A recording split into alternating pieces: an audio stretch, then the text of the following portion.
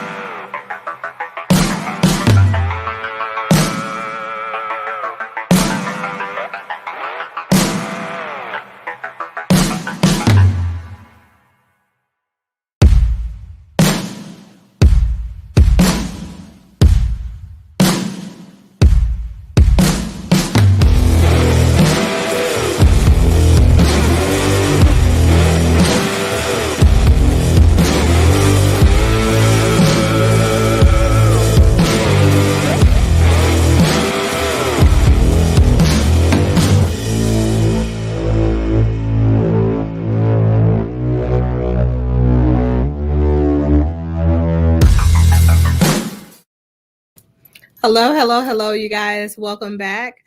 Um, Welcome to Life Discussions with Dr. Jefferson. If you guys are newcomers to this platform, I want to. Wow, Jasmine, that's a lot. I made some goulash, you guys. It's freaking amazing. Okay, culture is everything. Mm, it looks amazing. Really does. If you guys are new to this platform, though, go ahead and hit the subscribe button and make sure that you hit the thumbs up and the like button. Um, Make sure you also hit that notification bell so that you are notified when I go live on this platform um, any other time. Typically, my regular shows for this platform air on Monday nights at the latest 11 p.m. But I have really, really, really been trying so hard to make sure that I'm airing them earlier around 8:45, 9:30 p.m. Um, so Yeah, there's that part. Earlier today, during the middle of the day, I came on and I talked to you guys a little bit about a trivia question. I figured why not have a conversation about relational things, relational topics, right? That affect everybody, that are regular people, that are non clinicians, right? And give you guys a little bit of insight as to what the science is saying about relationships. I asked you guys to answer the question that is in the description below. So regardless of what platform you are checking us out on, you have the topic, you have the question, and you can weigh in now if you want.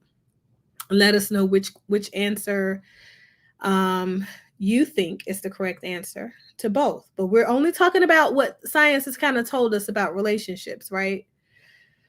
However, I want to highlight the fact that there are so many people in need of help, and sometimes they just simply do not get it for whatever reason. And it's really important that we are the type of people who encourage folks to get the help that they may need. So it's not about, noticing an immediate need, but I think that therapy is helpful for people even if they are not noticing that they have a need for it.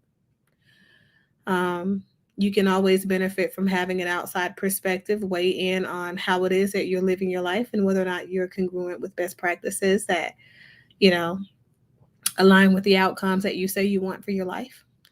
So there's that part. So now to get to the content, because I guess I don't know sometimes, you guys, why I have a producer. I swear, it's just terrible. I don't know what kind of relationship we have. Let's talk about our relationship because I feel like he's just terrible sometimes. I'm just playing. But no, what was your answer to the trivia question? Right? And to make this more clear, we're going to talk a little bit more about transparency and honesty. And let's see, which one are we going to start with?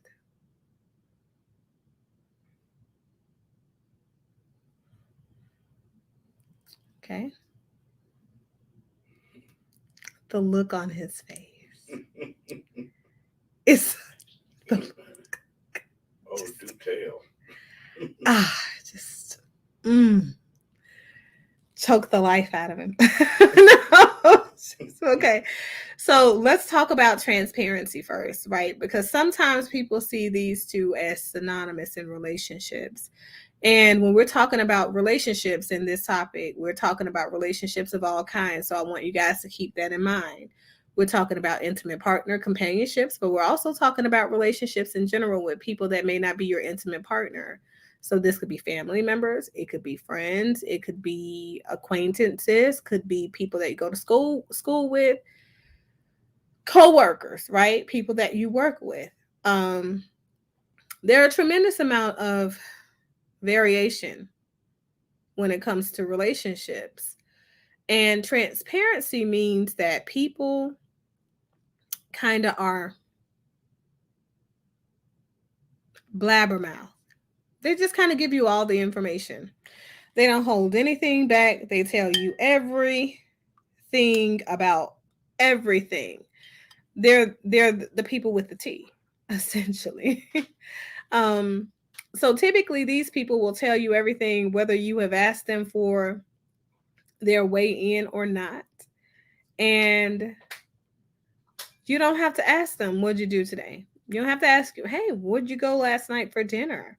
You don't have to ask them any of that stuff because they're just going to offer that information as they see fit, when the opportunity presents itself.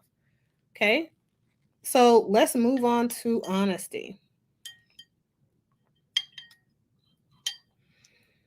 Whenever he's ready, you guys. We're just going to wait for him. We're just here for him. Okay. It's all good. Take your time, producer. I'm just gonna wait for him. It's his show. Yeah, it's all him. So honesty is when you ask somebody a question and that person is truthful in their response to your question. I explained the difference between the two earlier, but I just want to make sure that I give that, clear description of the two so it's easier for you guys to follow the conversation today and so that you can weigh in on what you think is the answer. So, just going to give it a moment. For those of you who have just tuned in, if you want to share your insights, you are welcome to share them now. And I'm going to tell you what the answers are. Okay, let me put this up. So, personal relationships outside of intimate partner companionships, right? So, this means relationships in general. They thrive off of relational trust. So, these relationships are not always the happiest. So, I'm sure you guys know what the answer is now. But they require transparency. They require transparency to be their healthiest versions of themselves because when we are going to do business with people, the type of trust that is required for us to continue to do business with them, when we are family members with people, friends, if we had to think about the relationship advice topic that we reviewed on last night's show. That was last night, right? Yeah. On last night's show. It showed us that obviously in relationships where people are friends with one another, you need to be able to truly trust a person. And in order for that trust to be at its highest height, that person needs to be transparent with you. So that means that they need to come forth with information before you even looking for that information. Because things like that could happen. All right. So moving along, intimate partner companionships thrive off the idea of love and admiration. And therefore, the healthiest of them include genuine happiness. That means that the answer is intimate partner companionships are the healthiest when people are honest, not transparent. Now, I'm just going to be honest. Sometimes that honesty can be a detriment to the health of the overall relationships, simply because people will not be happy with the truth sometimes. Sometimes truth, it hurts us. That's, it just is what it is. Hearing certain truths hurt us. We thrive to keep our partners happy, however. So if we are transparent in our communication patterns with our intimate partners, most of the time we're gonna hit them with a lot of stuff that they don't want to hear. So the idea is to be candid whenever we are questioned, as candid as we find ourselves comfortable with being in that moment. Because what happens is inside of your mind, even though a lot of folks don't know, when you are under threat, attack, or interrogation, because interrogation leads to threats and attacks, it feels like an attack for most people, as it should, which is why people think that when they interrogate a person, they can put the pressure on them and get all the truths out. The realities are, most of the time, you can pressure a person into confessing to something that they absolutely did not do just so that they can avoid prolonging the situation, because the situation is what causes more clinical distress for them, more anxiety, more discomfort for them. So these are the times when people tell us what we want to hear. And telling us what we want to hear may lead to us being happy, right, for a time. That's when so many people say ignorance is bliss. But the realities are, in the long term, it has more of a negative effect on the relationship than a positive one. So we can find ourselves becoming the healthiest when we keep our partners happy by way of being honest. Okay. Not necessarily transparent. They don't need to know everything. They don't need to know everything. or so somebody says. But that's what the science tells us, you guys. Um, what are your thoughts? Where do you guys sit? What do you think is something that indicates, hmm, I can deal with a little bit of a, transparent relationship. I can deal with those difficult truths. I can sit with uncomfortable things. What are some indications that you get from your previous relationships or current relationships with other people, whether it's intimate partner in nature or otherwise, that tell you that you are ready for a relationship with a person of any sorts that's transparent, where people give you all the information instead of giving you information on a need to know basis, or just simply in response to your inquiry. So that's pretty much all that I have on that part. Hopefully, somebody got the answer right. And I'm going to go back and review the previous thread so I can pick a winner. And we'll move on from there.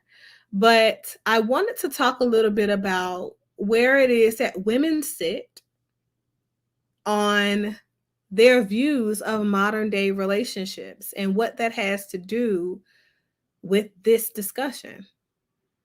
Modern day relationships, if we think about it, really don't include too much honesty or transparency, because modern day people are typically the best presentation that they can present of self. They're never themselves completely yet. We never see a person's true face until we've pissed them off. The internet provides filters for people's faces. So when you see pictures of people, you may not be seeing the real person. This modern day dating scene has now left so many people to dating online only or distant dating. So that means that you're initially meeting people that may be just a representative of who they are and not necessarily themselves. So, how does this relate? And are modern day women fed up with what they have to choose from? Do you guys think they are? Do you think that women in this day and age now feel like there are no honest men out there? And if so, what does honesty mean to them? Right? Do you feel like modern day women are sick of men who want to have open relationships because that seems to be the trend now? What do you think? I don't know about that part, but there are just as many dishonest women that are dishonest men, so it go both ways with that. You know, nobody want to be the first to say or the first to go or take that dive on the other person.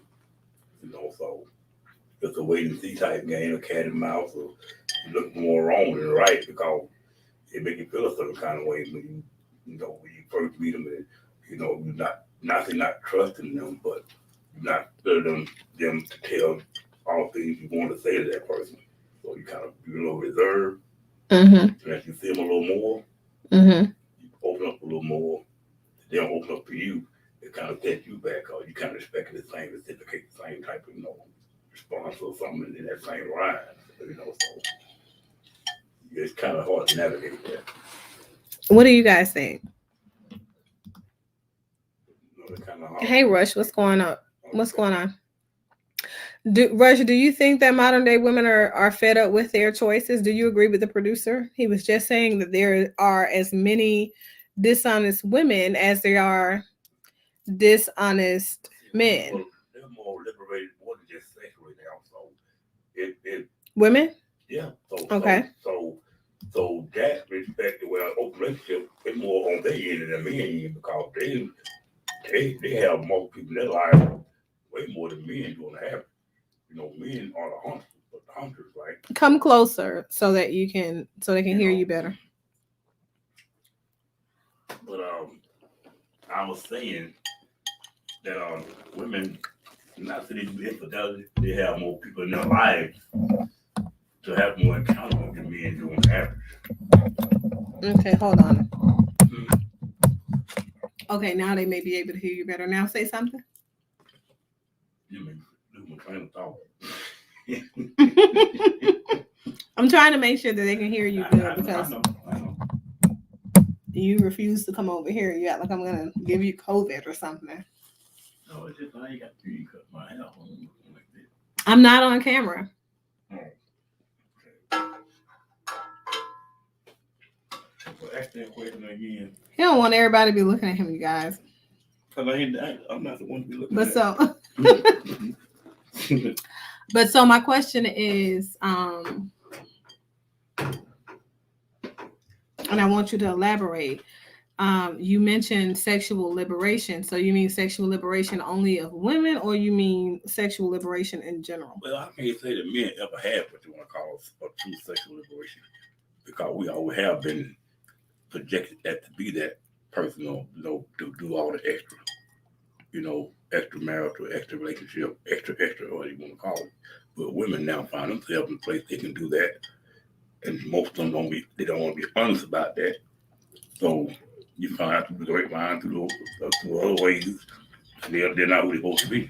They want you to be committed to them, but they're not going to be truly committed to you. So it's one foot in, one foot out, I want to say. There's a lot of that going on. That's their way of keeping you entangled. But that is liberation, no?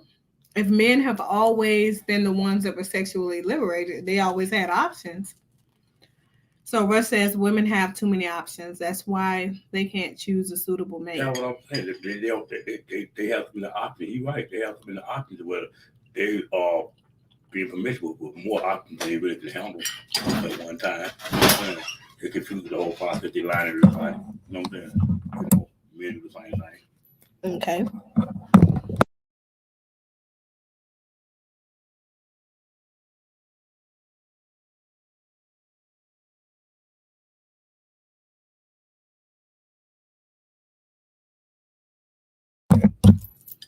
They have too many options. They got a guy for this, a guy for this, a girl for that. People have different people in life for different reasons. But so. Okay, so since Rush posed that question, do you think that that's the reason that men have been so promiscuous over the course of so many years? No, we just do it because we opportunists. Women do it for a purpose. That our purpose is just to conquer, to do things, to manipulate the situation, just to get away with stuff like that. It's based on the primary thing that you can base it on. Just straight greed, you want to call it. It's not a need. It's more greed than need. Well, it's the same with women, if that's the case. Human beings. Now it is. See, back then it was more need than greed for women. So they were truly more careful before each other to be able to guy or be permissive with anybody. You touch them, hold their hand, you were going together, you kiss them, you finna get married. Nowadays, first date, they want to do you, they really do you and don't think about the next day. You gone. I don't care if you were good or bad, you just gone. You guys have to excuse me, I'm off camera because I'm eating my goulash. That's how they go, though. Okay. So, it is so good. But so you think that women are different than men altogether? Nowadays they are. They always have been, but now they're different all the way around. They have more choices. They're not afraid to make choices now. They're more liberated to make choices they wouldn't make 10 years ago. I just want something to say, come to life, period. So do you think it's more about, I think, yeah, when you think about life, I say women now have more choices, but I think when it came to men, I think women already had a lot of choices. That's correct. I understand, but they would not. They weren't inclined to pursue. That's right. It's not right. Pursue, not to do. now they getting done now. They getting done in a big way. It's like a sport, pretty much. Ain't no debate about it.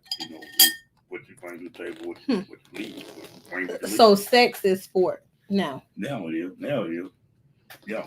Is that what you feel, Russ? It have no in-depth meaning as it used to have. morality has been taken snapped out the back of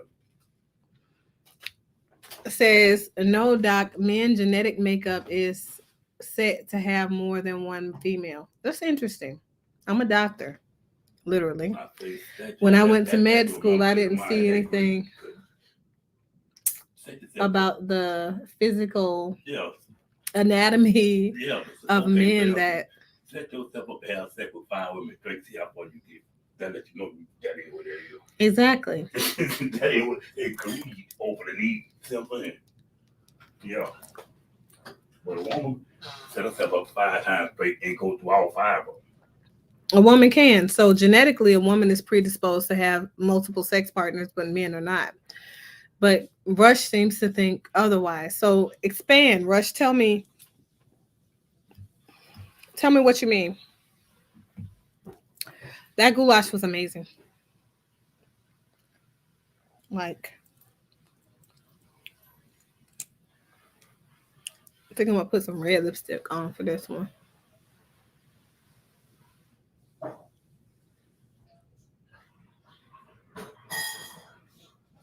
Mm-hmm.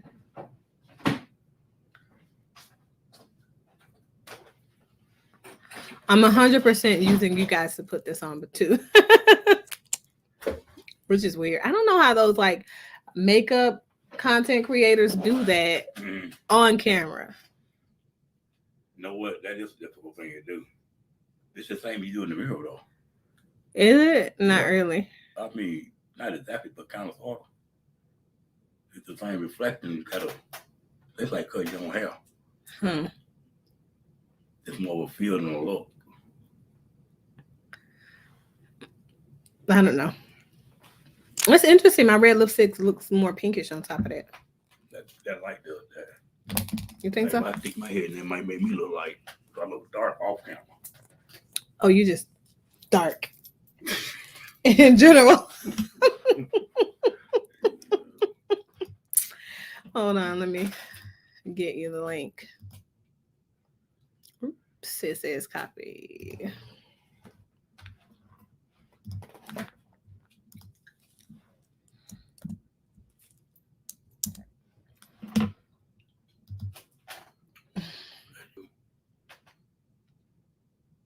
You just break down the science. Ain't no science to that. I just told you how that go. You can do that experiment yourself. Well, I like to hear the way they think about science and evolution of people. You walk ahead, truth in it ain't right.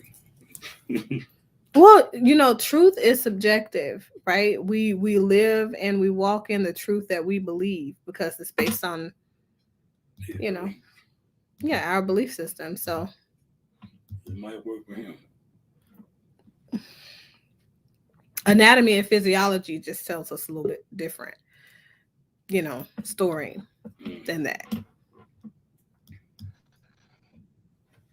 Well, hello. Yo, what up, Doc? Salute to you. What's going on? Welcome to the show, Rush. Share your perspective about the science behind men are being designed to have more than one sex partner. Here's the thing, right? Obviously, men, they have testosterone, which makes us more driven to be more sexually active than the female. And then on top of that, as soon as we impregnate one female, she's out of commission for 9 months. But the dude, he doesn't have to deal with that. He can still, knock up as many chicks as he wants. I mean, he's not gonna deal with the hindrance of not be able to procreate because she's pregnant for 9 months. You know what I mean? So a woman being pregnant equates to what for you? Her being pregnant puts everything on hold for her. Like, she can't really have sex like that. She has to nurture the child that's within her. And she can't, she can't be as sexually liberated when she's pregnant like that. Yeah. That's one way to think about it, but no. On the contrary, when a woman is pregnant, her hormones are off the charts. Don't have to be put on pause. Like, he can keep going and going. You know what I mean? Women can too. When women are That, pregnant, that's how do what you think we can tell they're pregnant? I mean. That's before like that's before the forming of the child within her uh body. You know what I mean? Like No, even when the obviously, the early stages of being pregnant, it's not going to be as visible than her being pregnant for 4 months. You know what I mean? on the contrary, women have a lot of sex when they are pregnant in general. The most sex most women have is when they're pregnant. I mean, come on, man. Like, Yeah, the need for sex is greater when a woman is pregnant because her yearning for sex becomes more potent, but also the risk of anything happening as a result of it is lowered. So, if anything, based on your description, a man would be cautioned because he can go and procreate and get another baby, but a woman is safer when she's pregnant. So, when she's pregnant, what's the worst that can be done? She can't get pregnant again. I mean, what do you mean by that?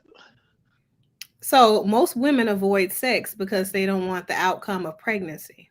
Right, because they're going to be put on pause for 9 months. A It's not dude about don't. being. A There is no dude. pause when you're pregnant. A dude don't have to worry about those side effects. Like I Neither could knock does a up. woman. No. I could knock up 1,000 chicks, get Hmm. them pregnant. I'm not gonna deal with the repercussions of having that child, but I can still spread But my seed. technically, but technically, you would. I'm designed to, uh, you know, I'm designed to have more than one female. That's just my How do genetic you makeup have for more that. females? And If I get them pregnant, that gonna keep them at bay. Right. So getting a woman pregnant doesn't equate to being designated somehow scientifically to be with more than one woman. Exactly. The science behind sexual actions that tells us who's designed to be with multiple partners. The bottom line, she lay down, Yeah. stand up. A woman can have sex repeatedly and continuously. A man can have sex repeatedly, contingently. So with that's the science, just the physiology, just the that anatomy and it's a physiology of basic human anatomy, just the basic you constructs. you kind of dismissing my perception of it, but I see what you're getting with that. No, I'm You know, talking about the science of it. So your perception, I get, is your feeling, right? So your it's not a view feeling; and it's a science are two fact. different things. It's a fact. I'm designed to have multiple women. I Okay, can well, spread my explain. seed and have as many kids as I want. A female can't do that. As soon as she gets knocked up, she's not Okay, gonna sit wait. for So you 9 months. said as many She can't do that. kids.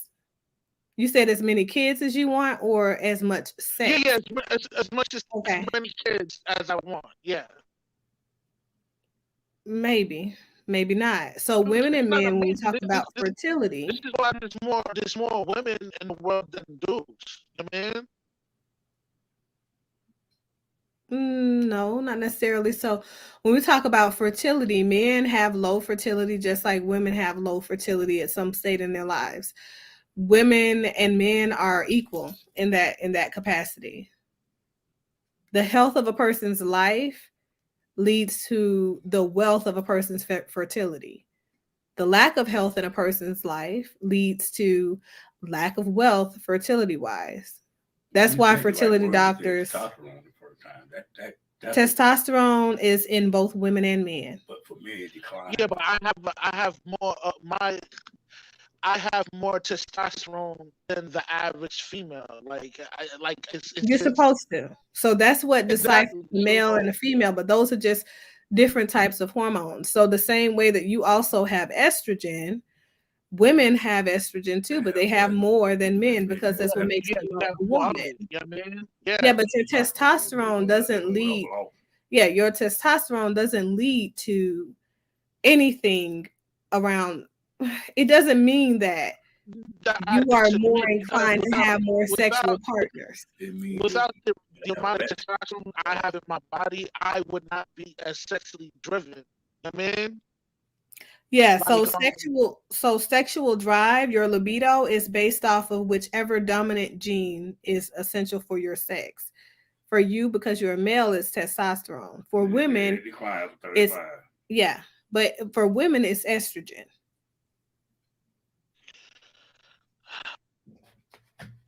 So I see where okay, I see where you're getting at, but yeah, they're just two different. They're two because you're two okay, different look, sexes. for example, right? Let Mhm. me use uh an example. Like if you were to inject uh for some reason, like if there's like an imbalance within your body and they would have to inject some testosterone in you, that would that will have an effect on your sexual drive. Like you would be more physically and more aggressive to want your sexual urges to be, you know what I mean, satisfied. You know what I mean, like the average male. Like No, women with high how so we go women with about high libido aren't women with high testosterone. Women with high libido are just women who have high estrogen level. Their H hormone levels are what tell us they're pregnant, but they're also what tells us that they are horny. T levels in men okay, tell I us mean, that they are horny. So well, it's well, they're just different. They're different measurements. okay, well, I mean, here's the thing. As a dude that is able to spread his seed, we have to acknowledge that, yo, like my purpose in life is to spread my seed as much as possible in order to replenish the earth with more human beings. You know what I mean? That's just how it is. A female is not designed for that. She's designed to have that one male. Now, because of modern day society and this whole social construct and how civilized we are now today, you guys are able to do a lot more things than how we handle it from the beginning of the time. Beginning of the time, if you got knocked out where there's no technology, there's no policing, and everything was also mad max sick and a primitive lifestyle, you won't be able to accomplish not half the things you're doing right now. You would need the provision and protection of a man. You mean? Why? Because you're pregnant. What does pregnancy have to do with It limits your physical capability to protect yourself, to go gather food, and all that. A man, he doesn't have to deal with those kind of repercussions when a female is pregnant. You know what I mean? on the That's why contrary, that's why pregnancy we're does not designed to have more than one physically female. pregnancy doesn't physically limit anything. I was actually in combat the first 4 months of a pregnancy as a sharpshooter on heels. Yeah, So it doesn't limit but, but, anything. but you're limited on. I mean, if you don't care about your baby, yeah, you can still do those things. But I if had a you healthy care, baby. if you She's care now about 17. having a healthy child for your birth, for your, giving birth to your child, whatever, like you would sit in one section and wait till that process is over, and then and then finish the rest of the things that you need to handle. You know what I mean? No, actually, more activity in general leads to a healthier pregnancy, healthier delivery, and healthier babies. You're moving a goalpost, doc. Like, No, let's not all at all. agree. Yo, let's all agree that a pregnant woman can't be as physically competent on handling certain things while she's pregnant. Like a woman that's 9 months pregnant won't be able to handle a hand-to-hand combat job than the average male. It's absurd. I don't know about that. So you mean to tell me you would prefer, okay, if your life was at stake, right? There's a normal guy, he's doing this thing, he's doing it, right? And there's this the female, right? And your life is at stake. And you would have to choose one person to save your life when it comes to that dealing with the hand-to-hand combat. Who are you going to choose? The 9 month pregnant chick or the male? Well, the choices are based on the person who's choosing, right? And their perceptions of what's in front of them. So it's No, easy for people to assume, like for years, we assumed that pregnancy prevented women from doing a lot of things. However, we learned over the course of time, science, sociology, technology has shown us that there is no danger to the fetus. They used to think that if a woman had sex back in the day, they used to think that if a woman had sex while pregnant, it would harm the baby. But it's never been something that harmed the baby. Um, Physical exercise, you think that it harms the baby. It's never been something that harmed the baby. I mean, so I'm a you mother would who's choose, given you birth would to choose the 16 babies. pregnant chick. Your life is at stake. You're gonna choose the chick that's 9 months pregnant to protect you. Are you kidding me?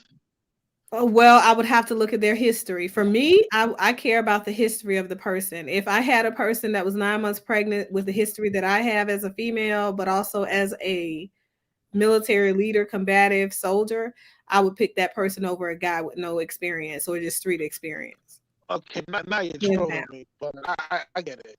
I get No, it. I'm just being honest. I mean, I get it. You're not gonna touch with this, but yeah, I mean, that's just Well, for me, it's about experience, past experience, and also what I've right. learned about the human condition. So it's not Oh, about just making assumptions based off of what lies right there in front of the naked eye, because I think that what I've learned over time is that there are a lot more to people than what the naked eye can present with, oh, oh, present us with. okay, okay, okay.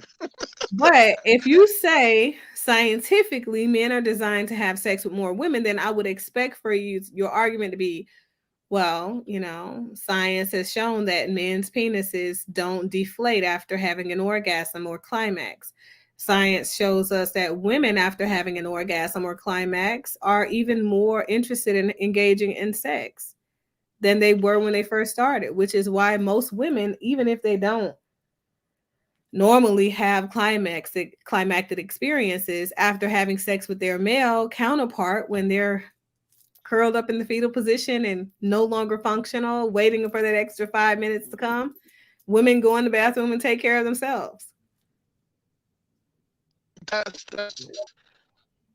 that's that's like changing the subject matter It's of not. It's the about same something. subject. You said Nah, that it's like scientifically men are designed to we be with multiple women. If That's you're just something designed we're to be talking with about, what multiple you're saying. women, That's something we're that talking means about. that you can have sex with multiple women back to back to back to back to back to back Yeah. unendingly there's because men out there women that can do that. require sex. There's men out there that can do that.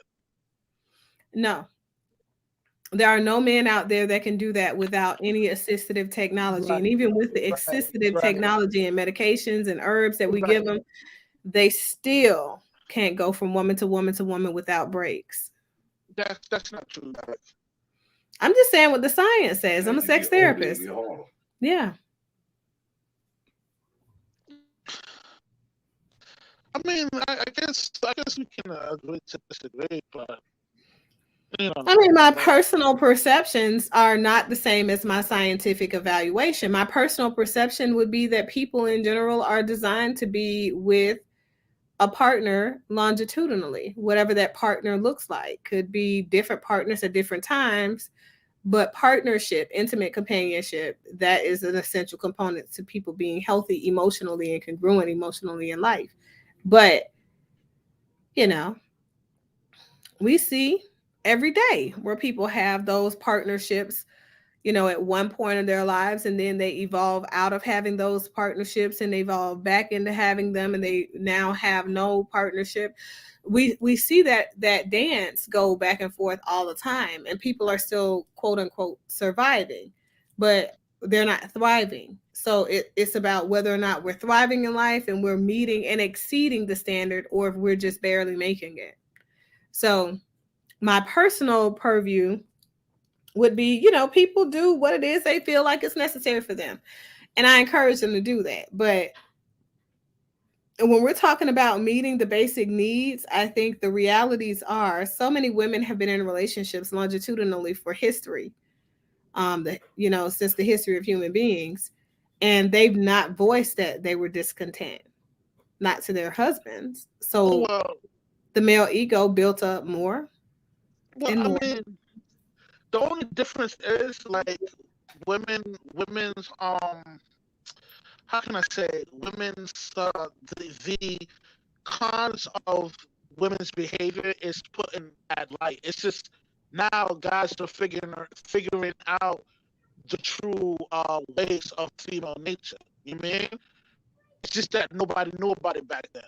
It wasn't as They could have um asked. Whorehouses, I think, gave people adequate insight. So whorehouses have been around since human beings have been around. So at right, but the end of the day, men you knew got it was a woman's nature. well. Let's acknowledge that being a whore back then was not the uh, most intelligent thing to display back then because you would get chastised and ridiculed for that. You know what I mean? Because of the Yes and no. because of the social construct they had back then. You know what I mean? If the social constructs outlawed whorehouses, they wouldn't have been lawful then and then not lawful now. If anything, social acceptance, right? A woman being married or being able to get a husband was based off of her history. And even some whores back Right, then got right. married. If she wasn't a So smut, hold on. If she wasn't a smut, the guy of value would, wife her up because she doesn't have a past history. And women that have that kind of negative light on her past sexual history leads to fraudulent paternity tests. You know, well, and actually, a woman that had any type of, let me if a just say woman this had quick. any previous sex at all, she was considered to be a whore back then. So if a woman had been married and had sex with one man for 20 years and her husband died, she couldn't marry another husband because she still would be considered to be a whore. So the That standard, that's not true, guys. Now no, you it's do true. this. It's very Nah, true. That's nah. why most women back in the day married when they were virgin. And that's why most men and women, That's the married correct way couples, to do married their things. daughters off early. That's the correct way to handle that. But that's the reason. It's not about what's correct or not correct. I think people find, From from a what from a is from a acceptable. male's perspective that does not want to have paternity fraud would want to deal with a woman would rather marry a woman that is a virgin instead of her been ran through 1,000 times. Because of this new social construct that we live in and the leftist feminist movement, this horrible act is accepted within our communities. You know what I mean? That's interesting. So men back in the day, I don't think that they focused on paternity fraud because when they found a woman and they felt like that woman was deserving, they'd marry her regardless. Yeah. We call those suckers. You raise a kid for 18 years, and then within that 18 years, you find out that kid is not even yours. Like, yo, No, they that's know that the a kid's sucker. not theirs. They would want marry a woman because they know that she's had a sketchy history and has had a sexual partner and ended up pregnant. And because she's pregnant, they marry her before the pregnancy showed. Yeah, and we call those suckers. We sucker free over here, Doc. All right, For what? Sucker free. Interesting. we call them suckers. But What yeah, the like I don't advise no man to do such a thing. Don't marry a chick because you think you got her pregnant. You know what I mean? That's crazy. Well, he doesn't think he got her pregnant. He knows that she's pregnant by someone else, but wanted to marry her before she had a child. So it's different when she's pregnant by someone else versus having a child and entering into a marriage back in the day. So back in the day, we're talking about the 30s, Doc, 40s, 50s. let's not sit here in front that the paternity like these. Oh my goodness. A lot of dudes that have these kids with these women turns out, and it's a high percentage. Turns out that that kid is not theirs. It's a high percentage. I don't know the stats on that, but it's pretty high. I know a lot of guys that've been through that kind of situation, and it's just not a good situation because now he has to deal with um, the emotional strength he has with a kid that's not even biologically his, and he gotta, you know, whether he decides to tell the kid the truth and let him know that that kid is, you know, he's not the kid's actual biological father. You know, these things are just, it's just on a psychological standpoint, it just messes things up, you know. But you Do you know, think it messes you things up because men think that it's you their? avoid. Let me just say this: that you avoid those things from not dealing with a female that has a past because it kills the percentage of you dealing with paternity fraud. You mean? You know, that's interesting. We had a conversation last night where we talked about the absence of a history doesn't mean that people haven't been doing those things. So just because she doesn't have a history doesn't mean that she's not going to do that to you.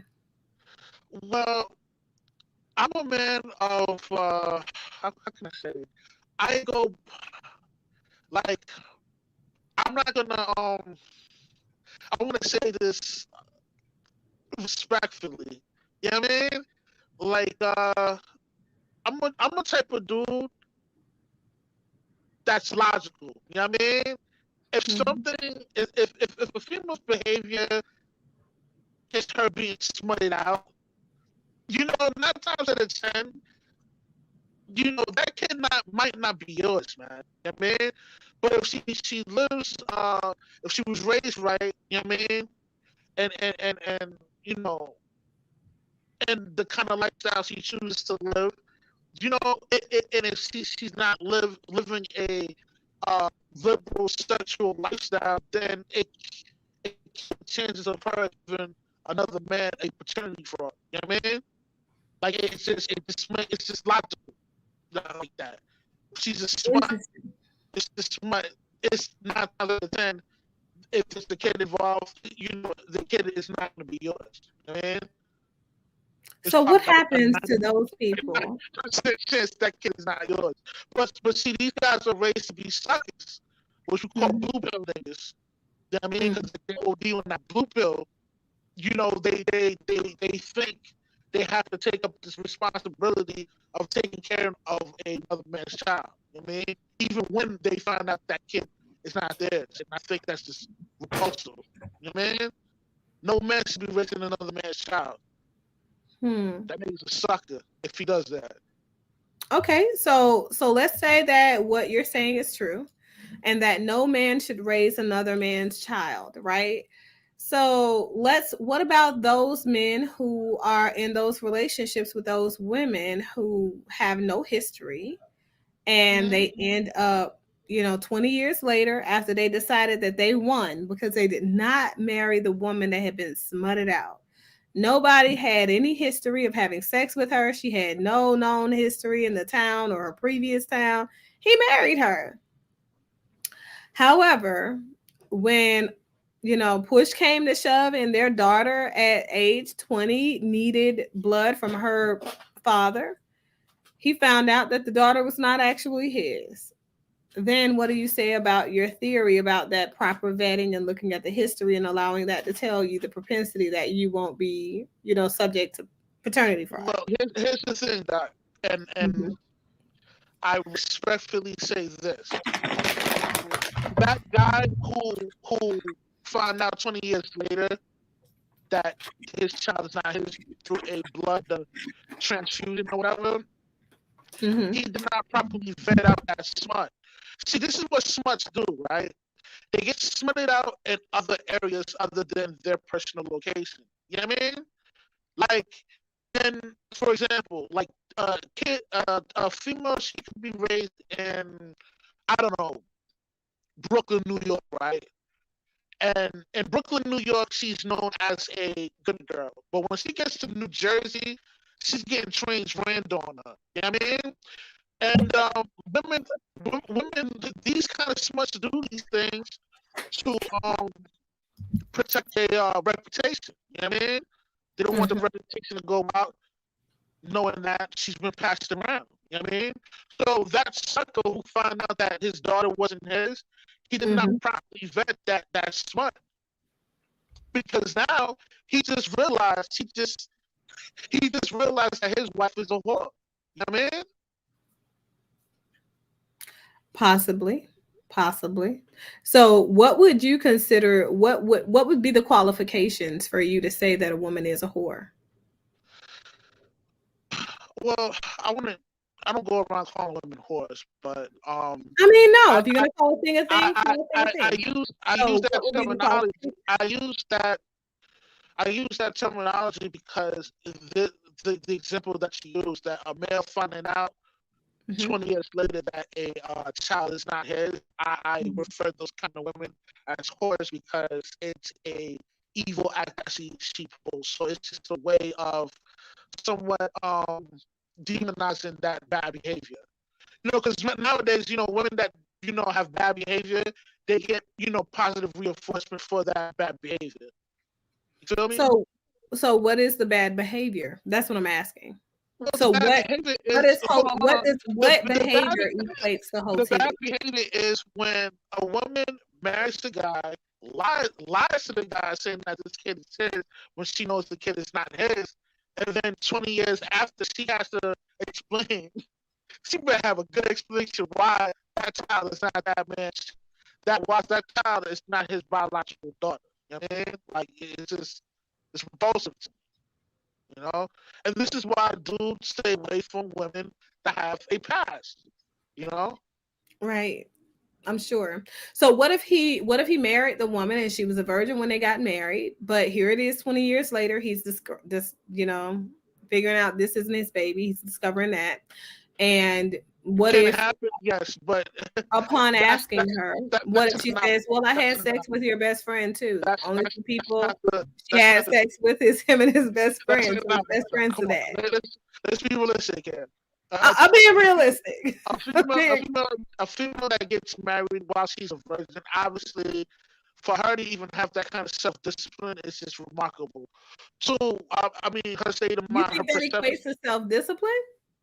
Oh yeah, for Hmm. her to preserve her virginity until she gets married, And that's a remarkable thing. That's a that's remarkable interesting. thing, and that's a lot of self-discipline. You know, for a Well, female to be able to do something like that. You know, well, sometimes it's not you trying to preserve it; it just happens to be that way. listen, Doc, women. It's not hard for women to lose their virginity. It's you know, by the time a female grows You'd be um, shocked. a body, there's gonna be a million thirsty simps that's gonna want to tap that. You know what I mean? It's just Well, yeah, it's just because someone wants to have sex with you doesn't mean that you're gonna have sex with them. well, eventually you might come across to a male that is aesthetically pleasing to the point where you would just give it up to that individual. You know what I mean? So just These because a things man is happen. aesthetically pleasing doesn't mean a woman's gonna have sex with him either. No, you're right about that. But if he has the game, the money, and I mean, you have to factor certain things. You know, the moons and stars have to be lined up in a certain way in order for It's gonna that be a lot more than the sexual moons act and the moon and to pop stars. off. Yes, yes. No, it's a lot more that can go wrong than you think. Just trust me on that. Right, Doc. Okay. Just trust me on that. Men talk themselves out of sexual situations every single day. Sometimes it's Okay. not what you look like. Sometimes it's what you say or how Well, you say what you say or your intelligence level. Doc, you're moving the goalposts again. You know, what I'm saying is that it's far more easy for women to have sexual access because there's a plethora of thirsty guys that's willing to I take her agree. virginity. You know what I I mean? think that But, it's but easy. It's on a lot of the options. on the male side, it does not happen like that for a male. Male has to build up his value in order to get something from that You think female. so? And I what know kind of value? When you first had sex, did you have money? Did you I'm have different. status? I'm cut from a Hey, how different you want cloth. to I that come to from a a teenager? different era. Right.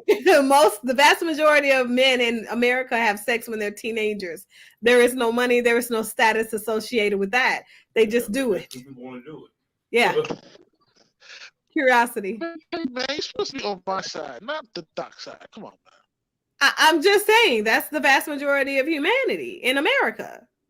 But we all can agree that women have more sexual access than men.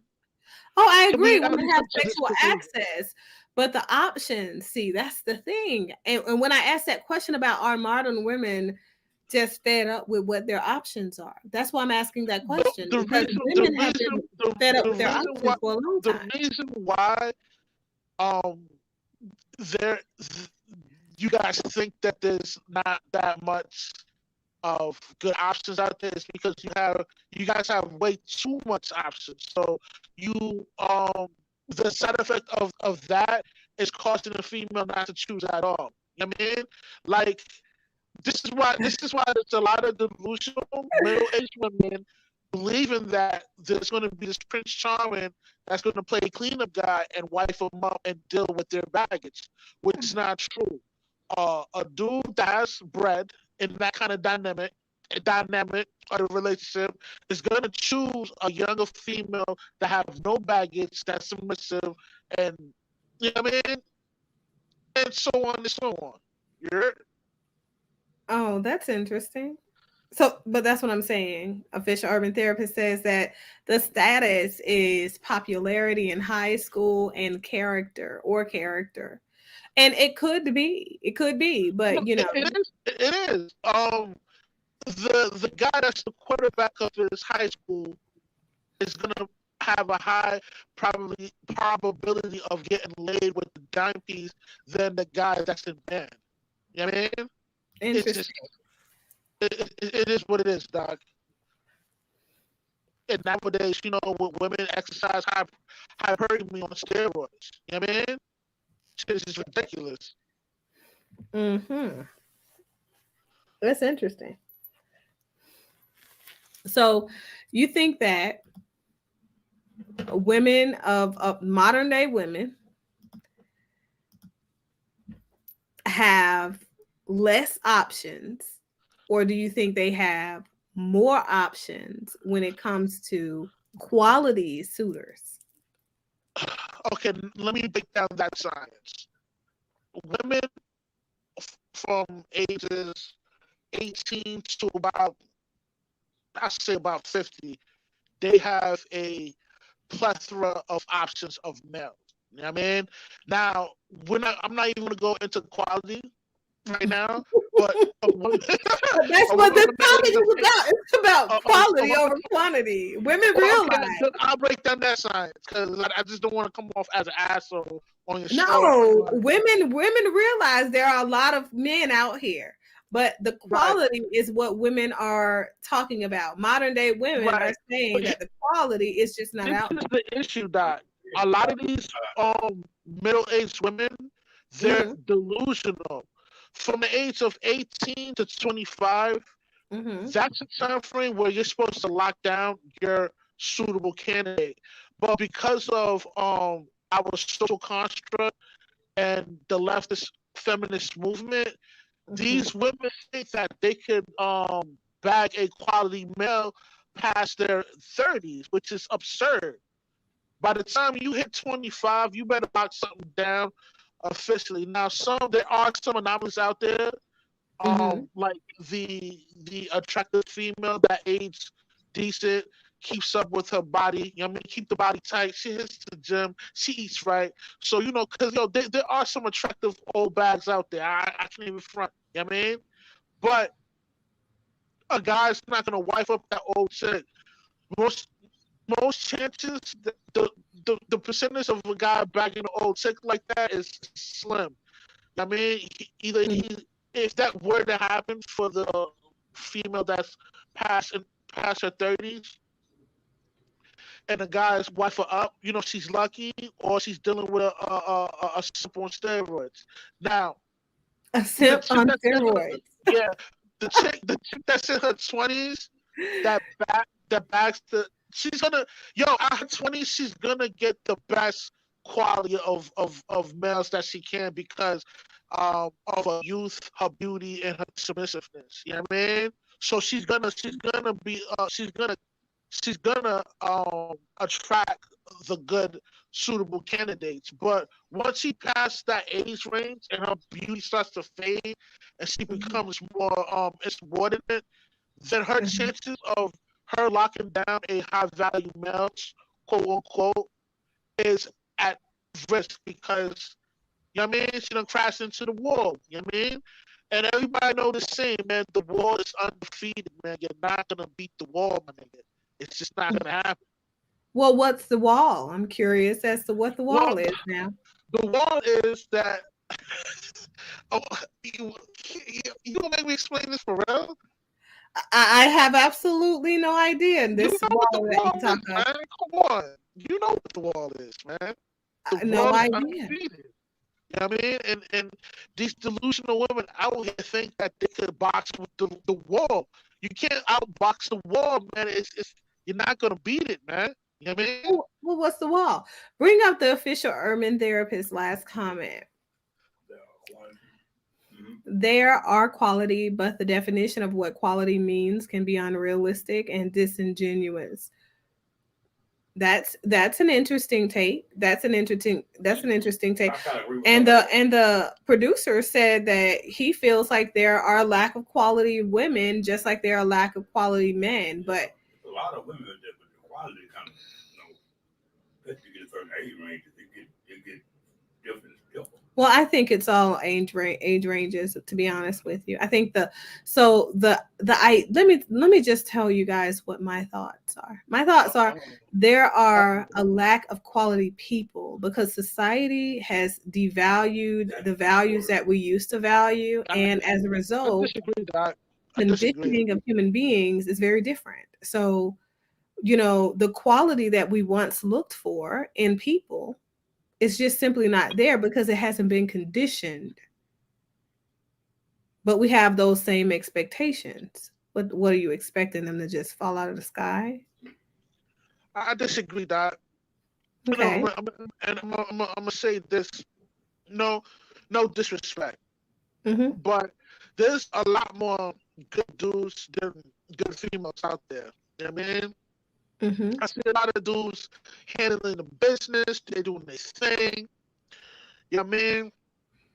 So when you You say know, handling the and business when and they doing their engage with these women, when they engage with these women, they mhm. get played by these women. I mean, and Okay. your average chick that's like a 3 or 4, she in her mind she really believes that she deserves to be dating a Chad or a Brad.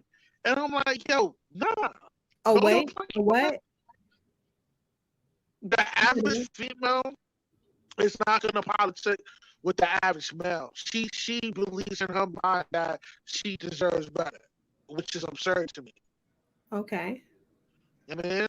Well, the average chick, if you look at Vanessa Bryant and Kobe Bryant, even when he married her, Kobe Bryant was an aspiring star. He had already had several endorsements and he was considered a beyond average male. And he selected a average woman.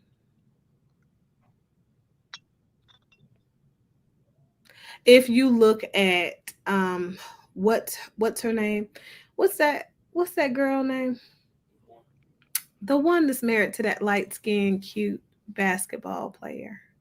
It's a bunch of them, baby. He's a little boy. God, what is his name? They made like national news about a lot of different things. Little stupid stuff.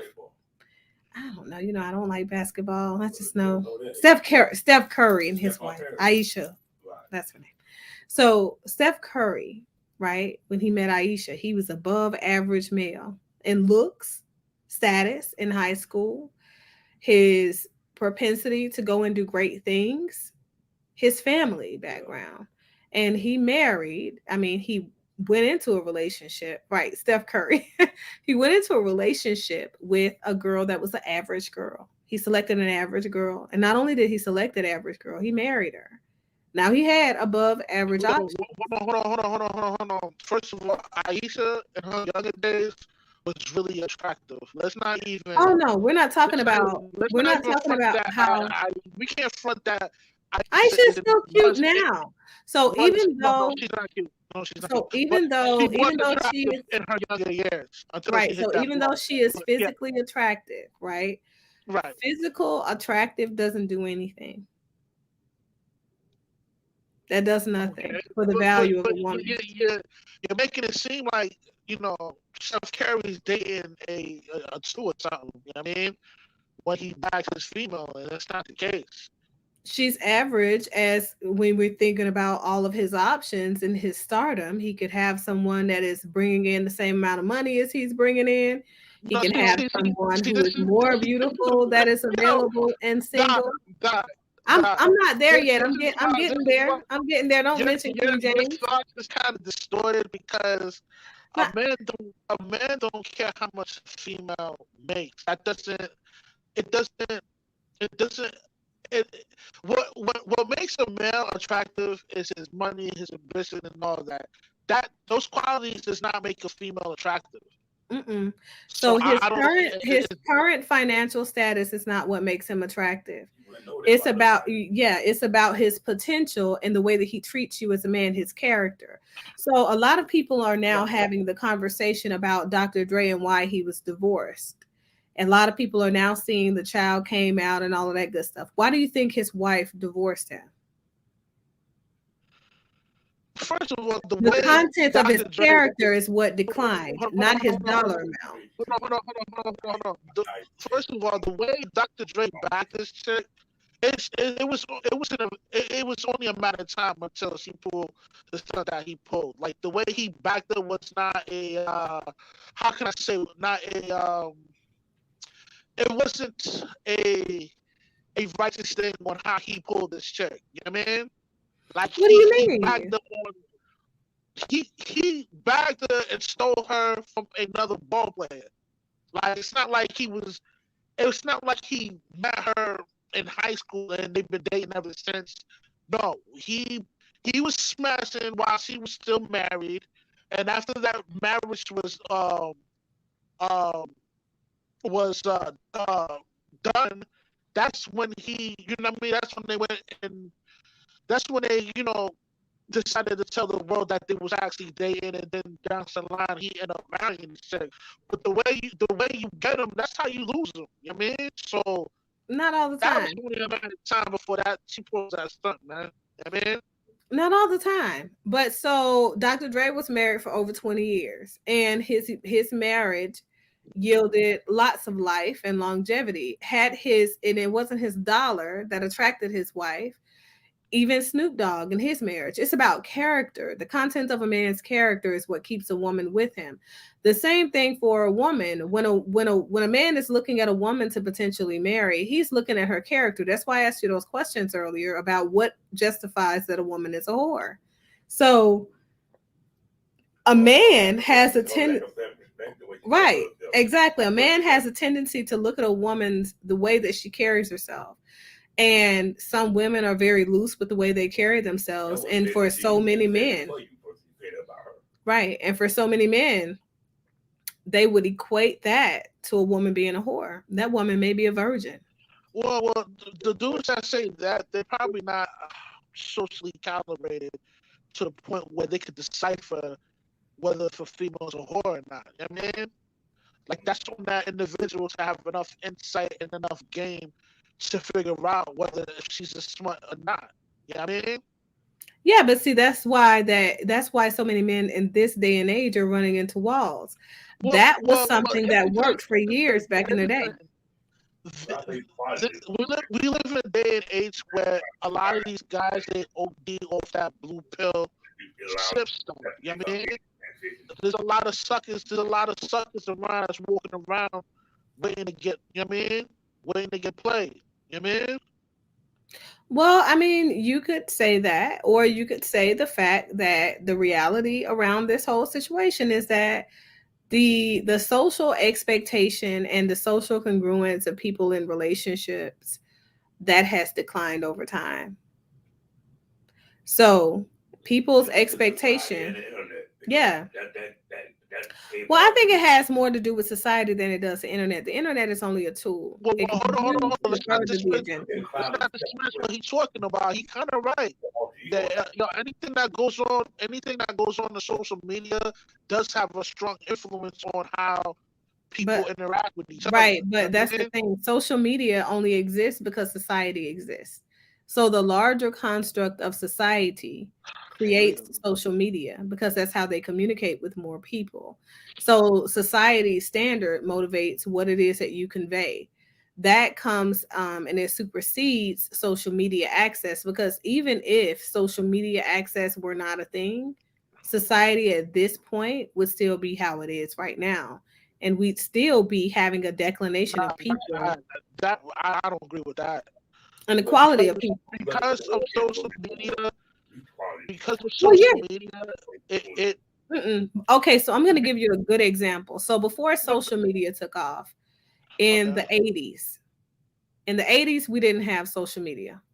It didn't exist. But we did have the declination of quality of people.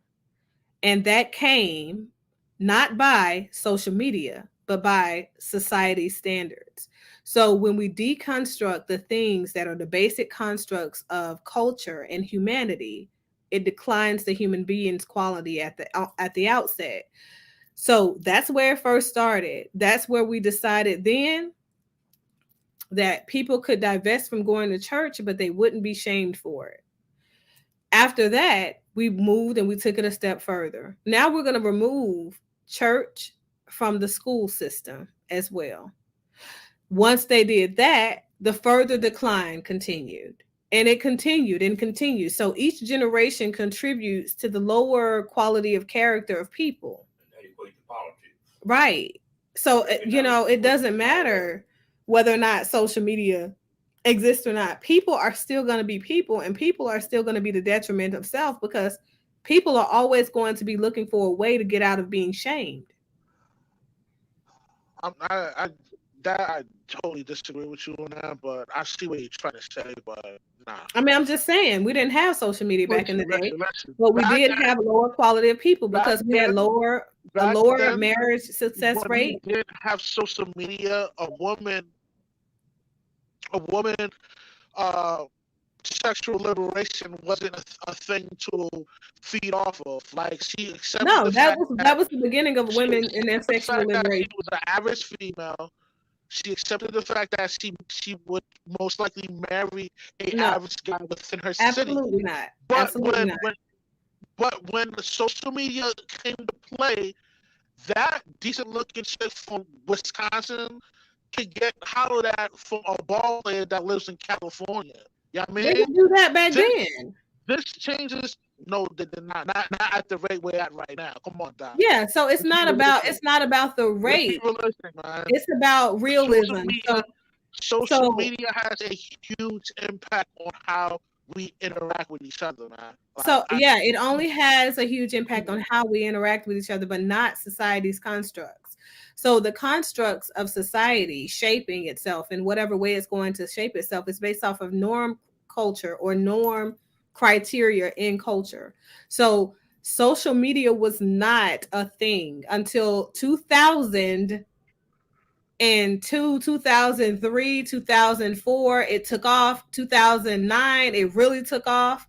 So we're talking about ages where social media was never an issue, but Brenda had a baby. It's only 2 decades, dog. 2 decades, like everything is totally different.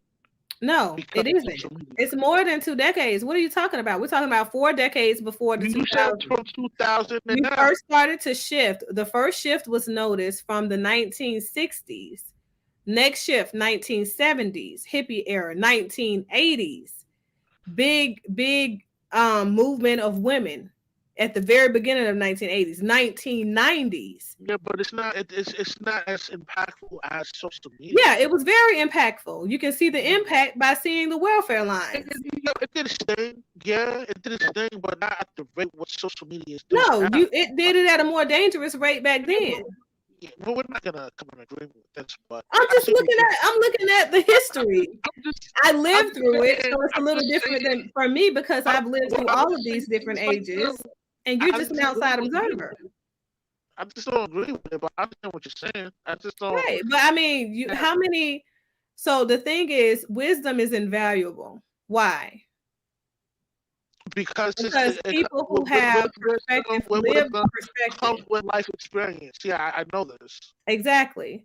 So the reality is this, because I've had an opportunity to live through and see the different shifts, and there was no social media, I know the impact. I know the impact on the Black family. I know the impact on white families, non-Black families. Your perception of that is kind of distorted. That's why it's not about perception. It's science. So facts are, if we look at the science is data and statistics. So if we look at data and statistics of people welfare recipients from the 1950s to the 1960s to the 1970s to the 1980s to the 1990s, the 2000 realm, 2010 to 2020 and 2020 and beyond. That's where we are now. You see how many decades that is? So if we looked from then and we looked at the framework of family systems in those same ages and we compared the dynamics of the family structure, what you will see is the male was removed from the family system. These are now female-led homes because females now feel like they don't need men. Within the Black community. That's only within the Black community. But no, it's not just in the Black community. It's not in just the Black community. It starts with us and then it spreads out. I see what you're getting at. No, it's not. It doesn't start with us and spread out. So there are several white people that I could invite to this platform and they could talk about their experiences too that are in their 60s and 70s as well. But because this is more of an accountability channel for Black people, we just don't do that. But these same issues have been longitudinally affecting American white people, just like American Black people. When women got their liberation, that was women getting their liberation. Who do you think was at the first of that line? It was white women. White women come before Black women.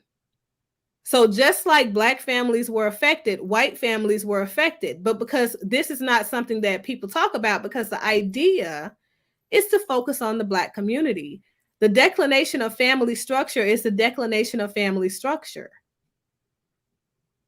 So if we're going to call a thing, we're going to just call the thing a thing.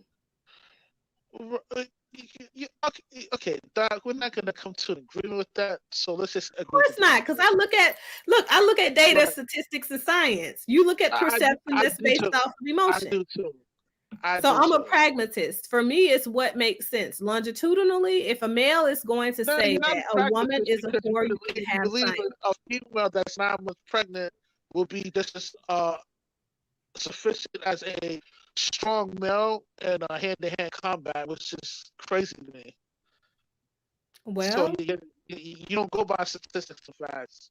I go off of history. If that strong male is based off of a male in the hood with no combative experience, and I have to let me tell you something. If I have to bet on, let me tell you something. Look, this is a reality. This is a reality.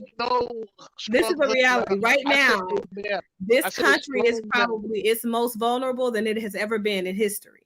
I can guarantee you, if war spilled onto these American streets, I would trust me at 9 months pregnant to defend the life of a whole family than I would trust you. That's your prerogative, but I'm just saying I have a history of combatants. I'm well decorated, and I can guarantee you there is not a single insurgent that can infiltrate this segment. I'm a gun owner. I'm at the range on a regular. So you can have a gun. Guns don't. So I'm gonna let you in on something. Match with my hands, listen. The Taliban, the Taliban and those military agencies that we train over there, their primary mode of tactics is not done. Your thoughts on certain things is kind of distorted. We're not gonna come to agreement on certain things. You know what I mean? It's not about having you agree with me. It's about having you share your perspective. You entered the framework to say that your perspective.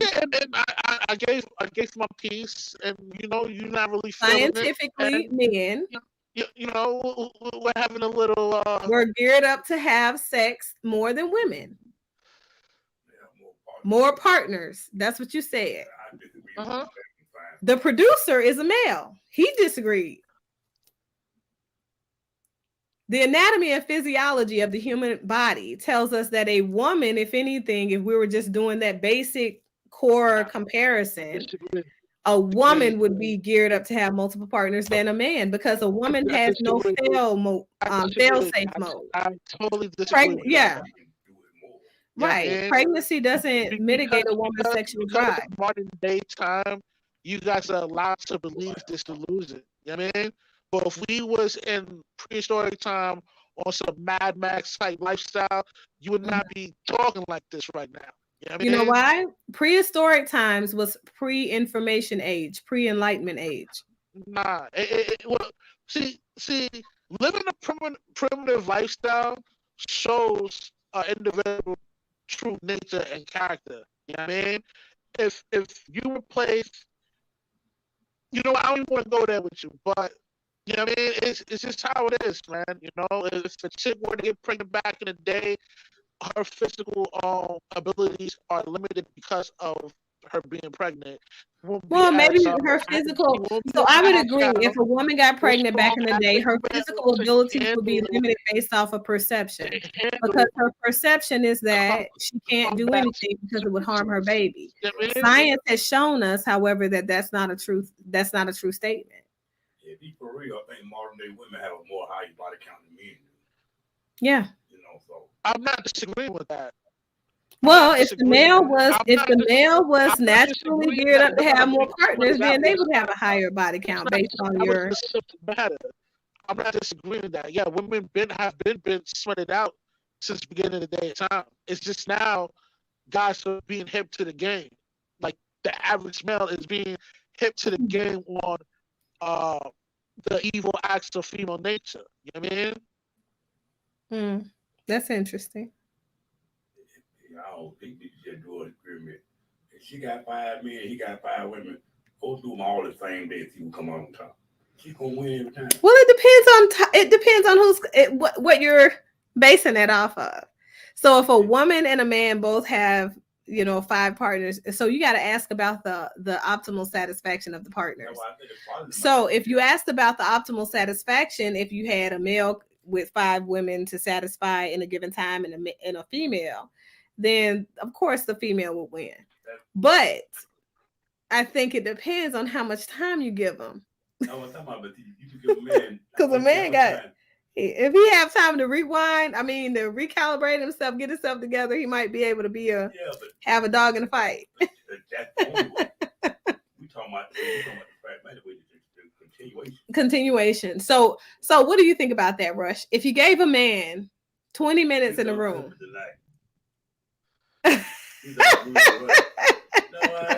I didn't want to disrespect Doc's platform.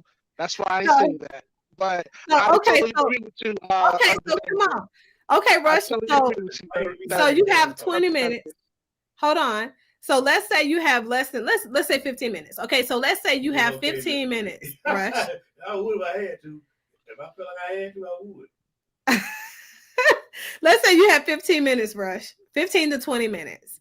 And we lined up 5, 6 women in the room, and next door we got 5 or 6 men. You know what? We're gonna up the number because women got higher body counts anyway. Let's say you got 8 men lined up in the room next to you, and it's a woman who's gonna have the same challenge as you. Okay. How many of those women do you think you're going to be able to satisfy within that window of time? Personally, within 20 minutes? Yeah. 20 minutes, 8 women. So therefore, more than 3 minutes for each chick. I can satisfy them. I can satisfy them all. You're going to satisfy them all? Uh-huh. He said, type 1 if you in trouble. He's talking about you. He's saying that you under pressure over here. Oh God, he said he in trouble. He's under pressure over here. Okay, so Rush says he's going to satisfy them all.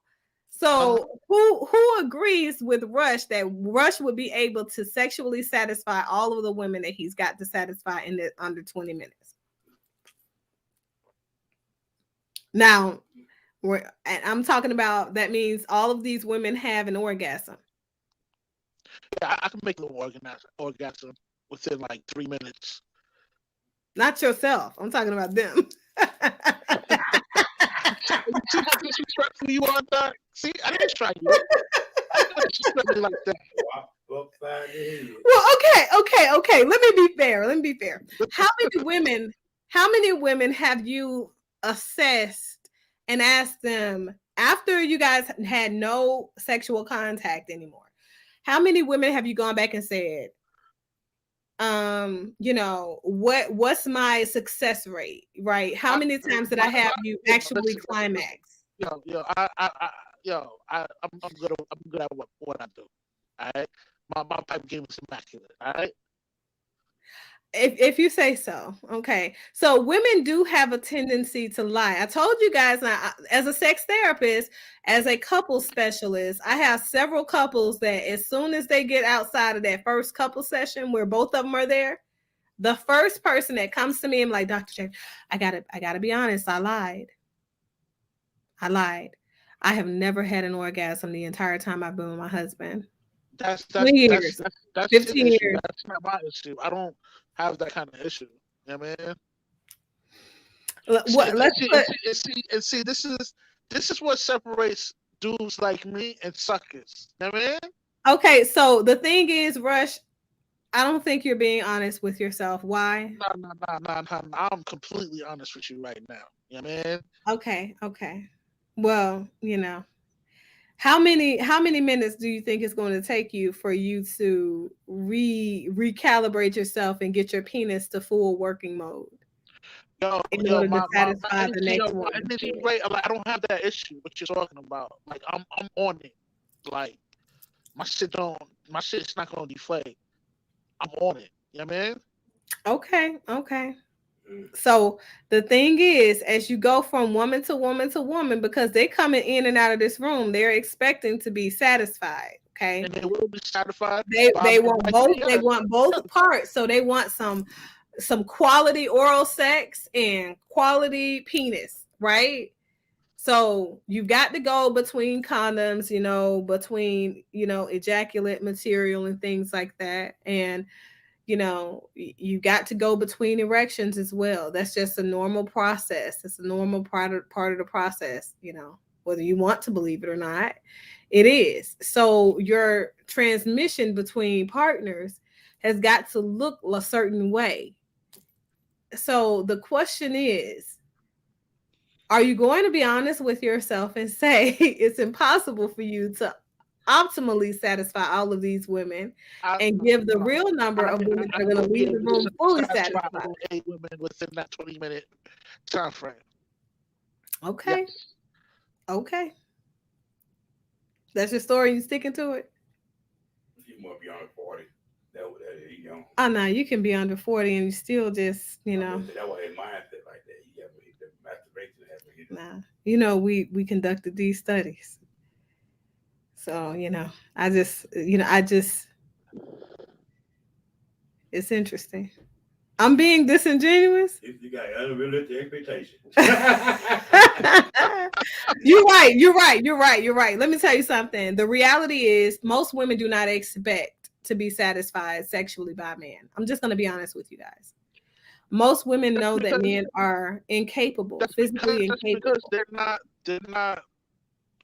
they're not sexually attracted to their mate. They're probably with their mate because their mate is able to provide. You know what I mean? That's interesting. And within the right pill community, we discuss about these kind of things. You know what I mean? So yes and no. Lots of women are in relationships where they want to be with somebody because they're able to provide for them and meet their basic needs. But women also equate coming as That's a good enough outcome, because if you know that the suitor is not going to be able to accomplish, accomplish the climax, accompany you towards a climax, period, because of the impact of sex on his physical body, eventually you start having more realistic expectations. You seat yourself, and you ask yourself, does this make sense for me to even expect this out of this man? And so they don't expect it anymore. They See, don't. the reason why a lot of these women cannot be sexually satisfied is because one, they're probably dealing with a male that's inexperienced, and due to some certain circumstances, women will latch on to a male that can provide. You know what I mean? The other attributes of that male does not matter. You know what I mean? But Oh, they matter. you have other cases where some women have been smothered out to the point where it would take a lot more than one drill to get them satisfied. It's because they've been ran through so much. You know what I mean? And So this what is about why the many women this who is have why felt some from the very this is first why partner this they is why still were never certain males satisfied? this is why certain males would not engage with a female with a past because of some certain things like that. They're conscious on sexually, they probably can't please them. Two, false paternity tests. You know what I mean? You know what I mean? So there's so many things You that are factor you in are on sticking why to this false paternity those. testing. Has somebody recently taken you to paternity report or filed a Doc, listen. I'm sucker free. You know what huh? I mean? I Well, don't like you're them. I just pipe them. You know what I mean? That's how I move. I don't like these sluts, man.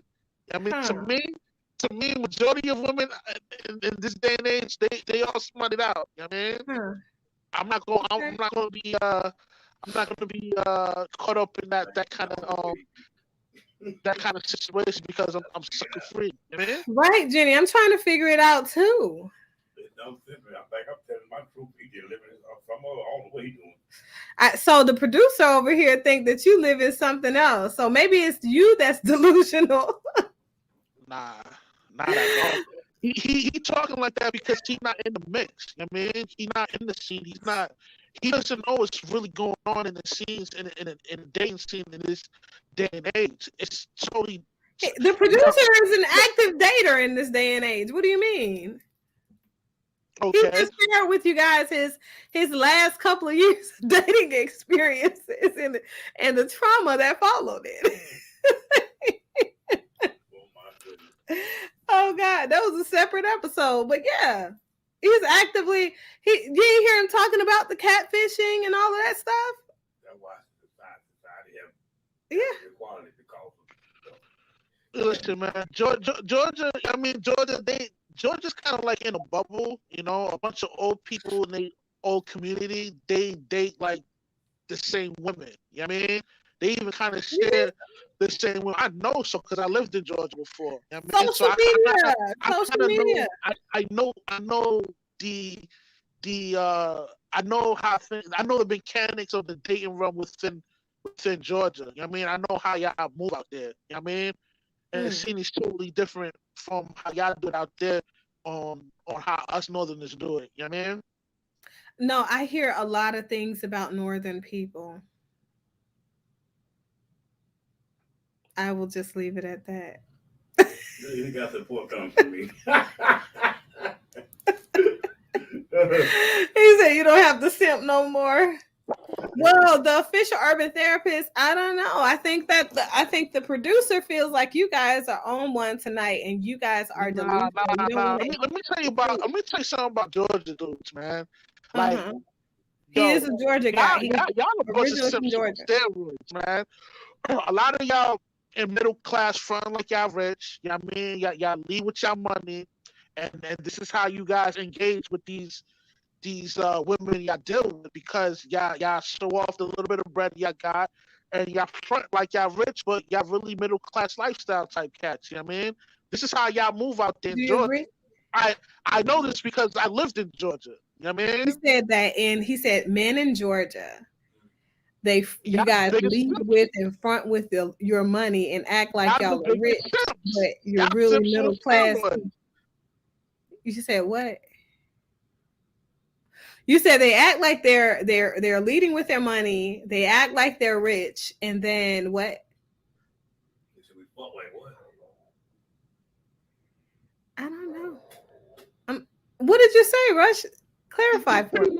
They're simps. They're simps on steroids. They was produce So, a lot so, of so his, He said there's. He said Georgia men are simps on steroid. I don't know what that means. I think that's nationwide. Most people get money and try to lure people in with their material stuff. That's just Yeah, I will say that. I will say that What because he from? that's He's not from a East Georgia Point. thing. well, I don't know. I County. don't think Where he that. I from? don't think that for the most part, European men, right? That you know, and Finnish men in general, they've not ever led with their money per se, but they definitely culture. If we talk about the culture of Finnish culture, men are expected to, bring their women an acceptable appeasement gift on the first date. And maybe that means that they're leading with their money, but not really, because it doesn't tell us as women that they have money. Listen. Talk of the That's town like does. by guys up north. They talk too much. They don't have no money. They even talk Ah. much, but they ain't got no money. I hear that from women from up north too. They say that men up north do talk too much and they don't ever have any That's money. because they highlight the Pookies and Ray Rays out there. You know what I mean? I don't know. That's what women from up north tell me, and they tell me some other things too, but I can't really talk about it on this YouTube platform. That's what they say now. What's wrong with Kevin Samuels? You think Kevin Samuels is what he's describing? Kevin Samuels from Arkansas, right? Yeah. But that's across the board how they do that. That's a big market. Yeah, I think I think that's pretty all much about the swag and the men. swag. They got the talk game so down to never have no money. If they got it, they gonna have it. If they don't have it, they're gonna evade everything except that concept. That's a southern thing to come down. Your money is your proprietor what you do, but that's the southern what you call chivalry type thing with us. Right. We'll do our women just with the southern hospitality, that type of stuff. I don't know. Because, it's a lot of abuse that happens in the South. I mean, I'm just saying from my perspective how I do. I'm not saying what somebody else may do. Yeah. But Southern men are known to be abusive and controlling. Yeah, that's true. But also Northern Yeah, men, but Northeastern men are all known. these people all over. Mm-hmm. That goes back to way back to where that's possession and abuse. Yeah. That obsession. Those things go together. I agree. That don't. What do you guys think? That's not no divide. That's all over. Yeah.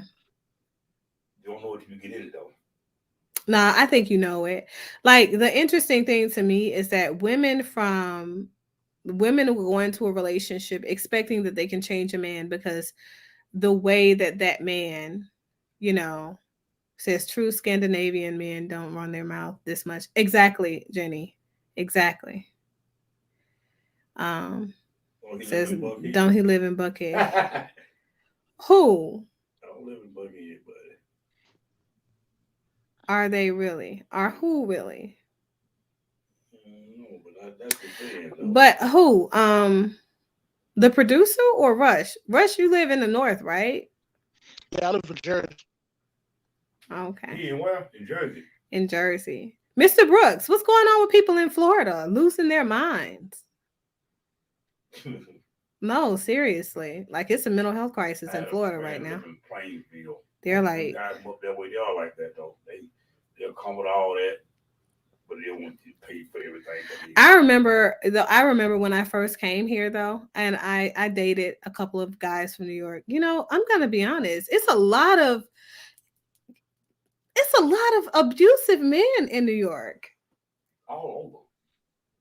No, like I had a gun pulled on me by a dude in New York, and he felt. But you know what, Rush? I will give you this. I'll give you this. I think that he felt the same way that you feel about women in vulnerability. until the tables were turned. Hilarious. He no longer held the gun. You know, he felt away. But I think that New York men can sometimes be forcible. I think they could definitely use a lesson or two in rejection. I mean, I, Damn. I don't know. One, I'm not from New York. I'll be in New York a lot. Two, I, I guess we're just gonna our our views and points on the dating scene is it's not No, gonna we don't come we to don't have fruition. the same we don't have Yeah, the same yeah, outlook. Yeah. yeah, Mm-mm. yeah. We have different outlooks on that. Baby, the age gap is too big. Yeah, I think that has a lot to do with it That's too. what it really is. I think that when you That's why I said back mature then, in into my a mind, different, not yeah, way where it's not going to be. yeah, Nikki, why back? I think the dude was saying. yeah. That's what he's going to say. Good When you God. get there, keep That's listening. gonna You be get a there. rough one. That's gonna be a rough one to sit with. When you get there, you're going to figure it out. Hopefully not. Well, he gonna, he say We're something crazy, going to won't pray for your testosterone levels Rush and is your sucker free. sexual Rush is desire. sucker free now. We're gonna speak that into existence, Rush. Um, I don't know. It's gonna be a rough life for you. Rush, do you think that you're ever gonna get married? You wanna I you don't. wanna remain I don't single? plan. Listen. I said this numerous times on your show. I don't plan to get married or to have kids.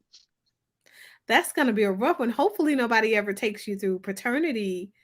What did you say? Paternity fraud, right? Yeah. I can imagine that that would be extremely uncomfortable for you. But I'm sucker free. That won't happen. I hope you're using several condoms. Several condoms. Always. Okay. Good. Good talk. I bet on average, That's what I do. body count than him. They just Huh? he probably know got more body count than he has. They won't tell him that. Did you hear that, Rush? Now, what you say? He said he's betting that every woman that you know has a higher body count than you assume they have, but higher body count than you, but they won't tell you that. I Yeah, think he's right. that could be possible. I mean, because a lot of chicks I deal with are highly attractive women. So yeah, that could be a possibility. Let's see. Jacksonville area is South Georgia. Tallahassee is South. In South Florida, it's northern tip of Caribbean and South America. Well, you're just gonna divide them up, huh? If they're not in Central Florida, they're not a part of you, Mr. Brooks. That's what you're saying. But we got all crazy from the Northeast. From the Northeast. Are you saying you got your crazy from Georgia? But I think there is for you guys that don't know, there is a mental health crisis, emotional and behavioral health crisis in Florida now. We have definitely got to send positive vibes their way, and New York. Those two are on the same coast, but man, the amount of crime, killing sprees, killing families, murder, suicide, that stuff has blown up tremendously in the last month. I mean, in an unprecedented way. So, positive vibes to you guys. Hopefully you get your emotional and mental health care together. And it's interesting because those are the states where additional providers have been accessing and providing telemental health services. So if you guys need help, there are resources on my website on familiarbonds.org. It's a lot. I have a lot of clinicians that I would say this: provide services in those states. We as men were satisfying women sexually, emotionally, and physically as we should be doing, their body count would not be as high. I agree. We lead them to that. I agree. What do you say? That's the only way you can keep it lower than yours. If he said that if you guys as men were satisfying women the way you thought you were, then women wouldn't have high body counts. Women not do not agree, they do not need. Exactly. That's the difference between men and women in sexual promiscuity. That's why I say we do not agree. I mean, the reason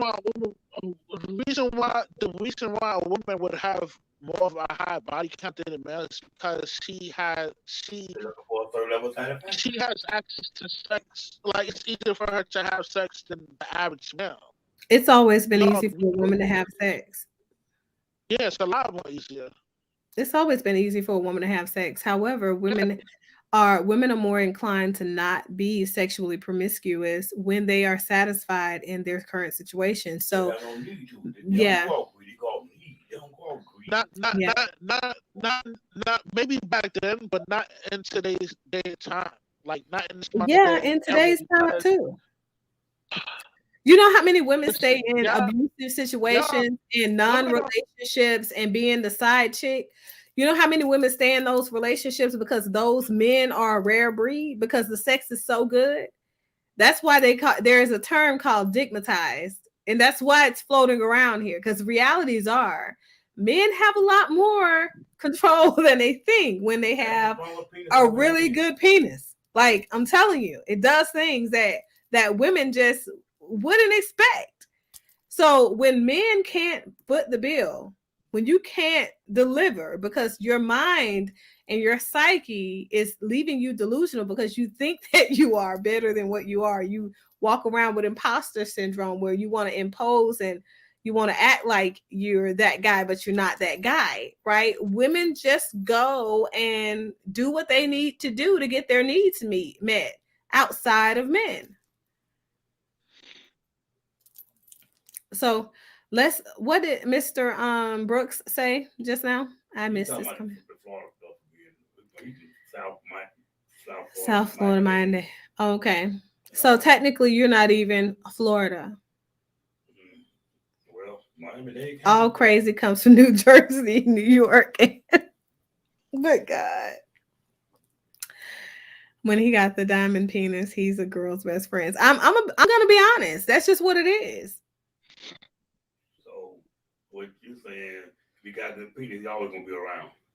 If he has good penis, You keep he'll him around. never get left in the first beginning. Well, A well, woman won't leave him in the first but if you don't beginning. have good penis, you will leave him in the last place. You said if he, you said what happened? If we don't have good penis, you'll leave him there, right? Yeah, Good God Almighty. yeah. Mm, That's just what it is. It's the reality. mm. A woman is not going to stick around, even if a man is a great provider. She's not going to stick around when his penis is subpar, especially when he has a big head about it. Like men have to be open to learning how to satisfy a woman. You see what I'm saying? Yep. Like men, on the other hand, are, you guys are just prone to just do whatever and float anyway, which is why you can't satisfy the women because you're too busy, you know, dividing yourself everywhere. So you don't have enough energy to focus in on the project to But get it sometimes done. a man I, can have I disagree with that thought, project but you need to do Oh, that. you yeah, think so? I know so. But Okay. listen, Okay. your cheerleader next to you, man. Obviously, he's gonna ride for you. You know what I He's mean? not Because riding for me. he's simping hard, but He's sipping hard. He's being honest. The thing is, he has more nah, experience, life nah, experience, and he's observed enough relationships, dispel. I got that man about 18 years. The age gap is a decade Yeah. or more. That's why the difference come in. If I was his age, I'm talking Maybe what he talking. 12, 13 If I was his age, I'm talking what he talking. years. He's in his prime in a sense. Well, Yeah. he haven't seen the things I've seen. Depends on my Yeah, body. because he's in your 30s, you are definitely in your prime. And I like to tell men this, worship those years Yeah, between you're in your age prime. 29 and 41. When those years are gone, we're going to pray for you. Said they know women better than we know ourselves. Right. Right, Miss Jones. I don't understand. I don't think it's about them knowing women. I think it's about delusions. I think that nah, men are nah, delusional. nah, nah. Women are delusional. Y'all the delusional It is ones. You very, know what I mean? no, Y'all think y'all could be whores, yeah, get sweated out, and think yeah. it won't affect on Just your a matter of your time. relationship with your male counterpart. You know what I mean? Absolutely not. So women have no interest in competing with males. Women have an interest in finding satisfaction in the relationships that they find themselves in. They won't be able to find that satisfaction because they've been smutted out. You know what I mean? I And mean, and one and could any chick, and easily any chick that uses the dildo, she's trying to relive that moment, that specific moment when she got smothered out by the dude, quote unquote, got the diamond penis. You know what I mean? She's trying to reenact and relive Mr. Brooks. that moment. You know what I mean? Mr. Brooks said, "Well, I got a tongue that's long and back that's strong." Oh my God! She said, "One thing we're not losing by is all person." Exactly. But I think that's why men are delusional, because men take for granted a woman stating, you just like Rush just discredited that. They haven't had the right woman tell them. Exactly. Women will not be honest with you because we know that you're so far with your head up your ass that you're unwilling to listen to what your inadequacies are. So instead, we'll let you keep your head up your ass and we'll just divest. We'll sit out alone. That's not true. It's very true. I see couples every day. I see couples every day with this same struggle. And the realities are those women dare not tell the man the truth. Even if he says that he's in therapy and he's ready to hear the truth, oftentimes they're not. She's not she don't find that nigga attractive. That guy it's not it. That guy's not the one that's gonna make her nut. You know what I mean? She probably look what Jenny said. Yeah, I know, right?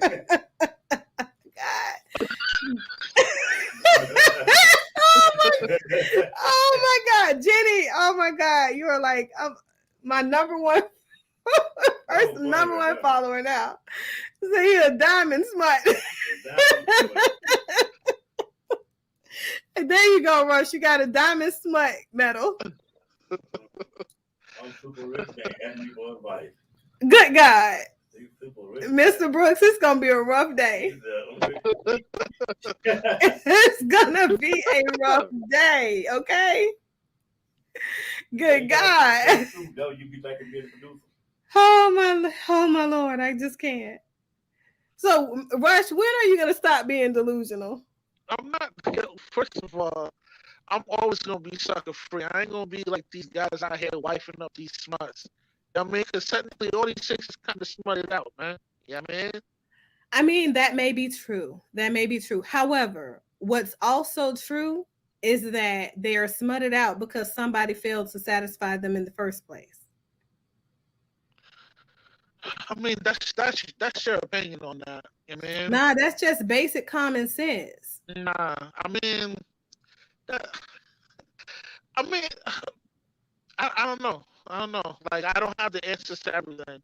But if the man first had his business together and he was able to handle and lay it down the first time, then she never would be finding herself out there looking for another and another and another and another and another. That's not true.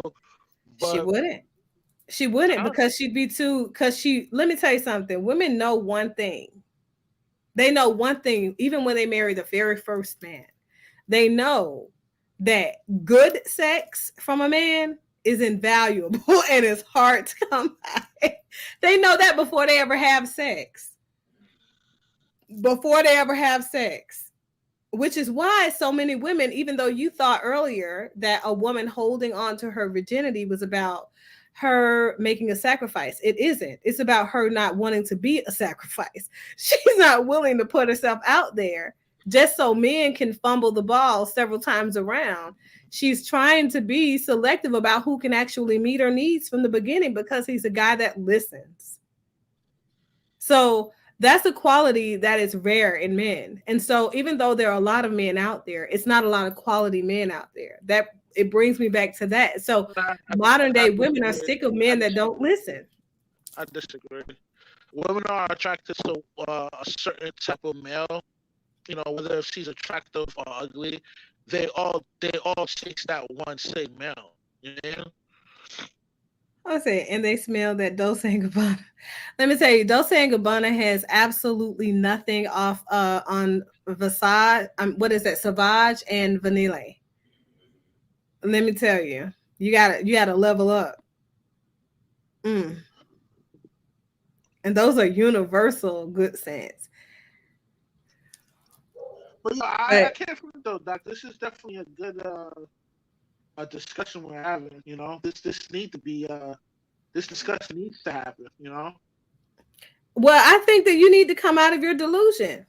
No, I'm not delusional, but You like this boy too. Right, I'm Jenny. I'm telling you, it's I'm a I'm, life I'm changer.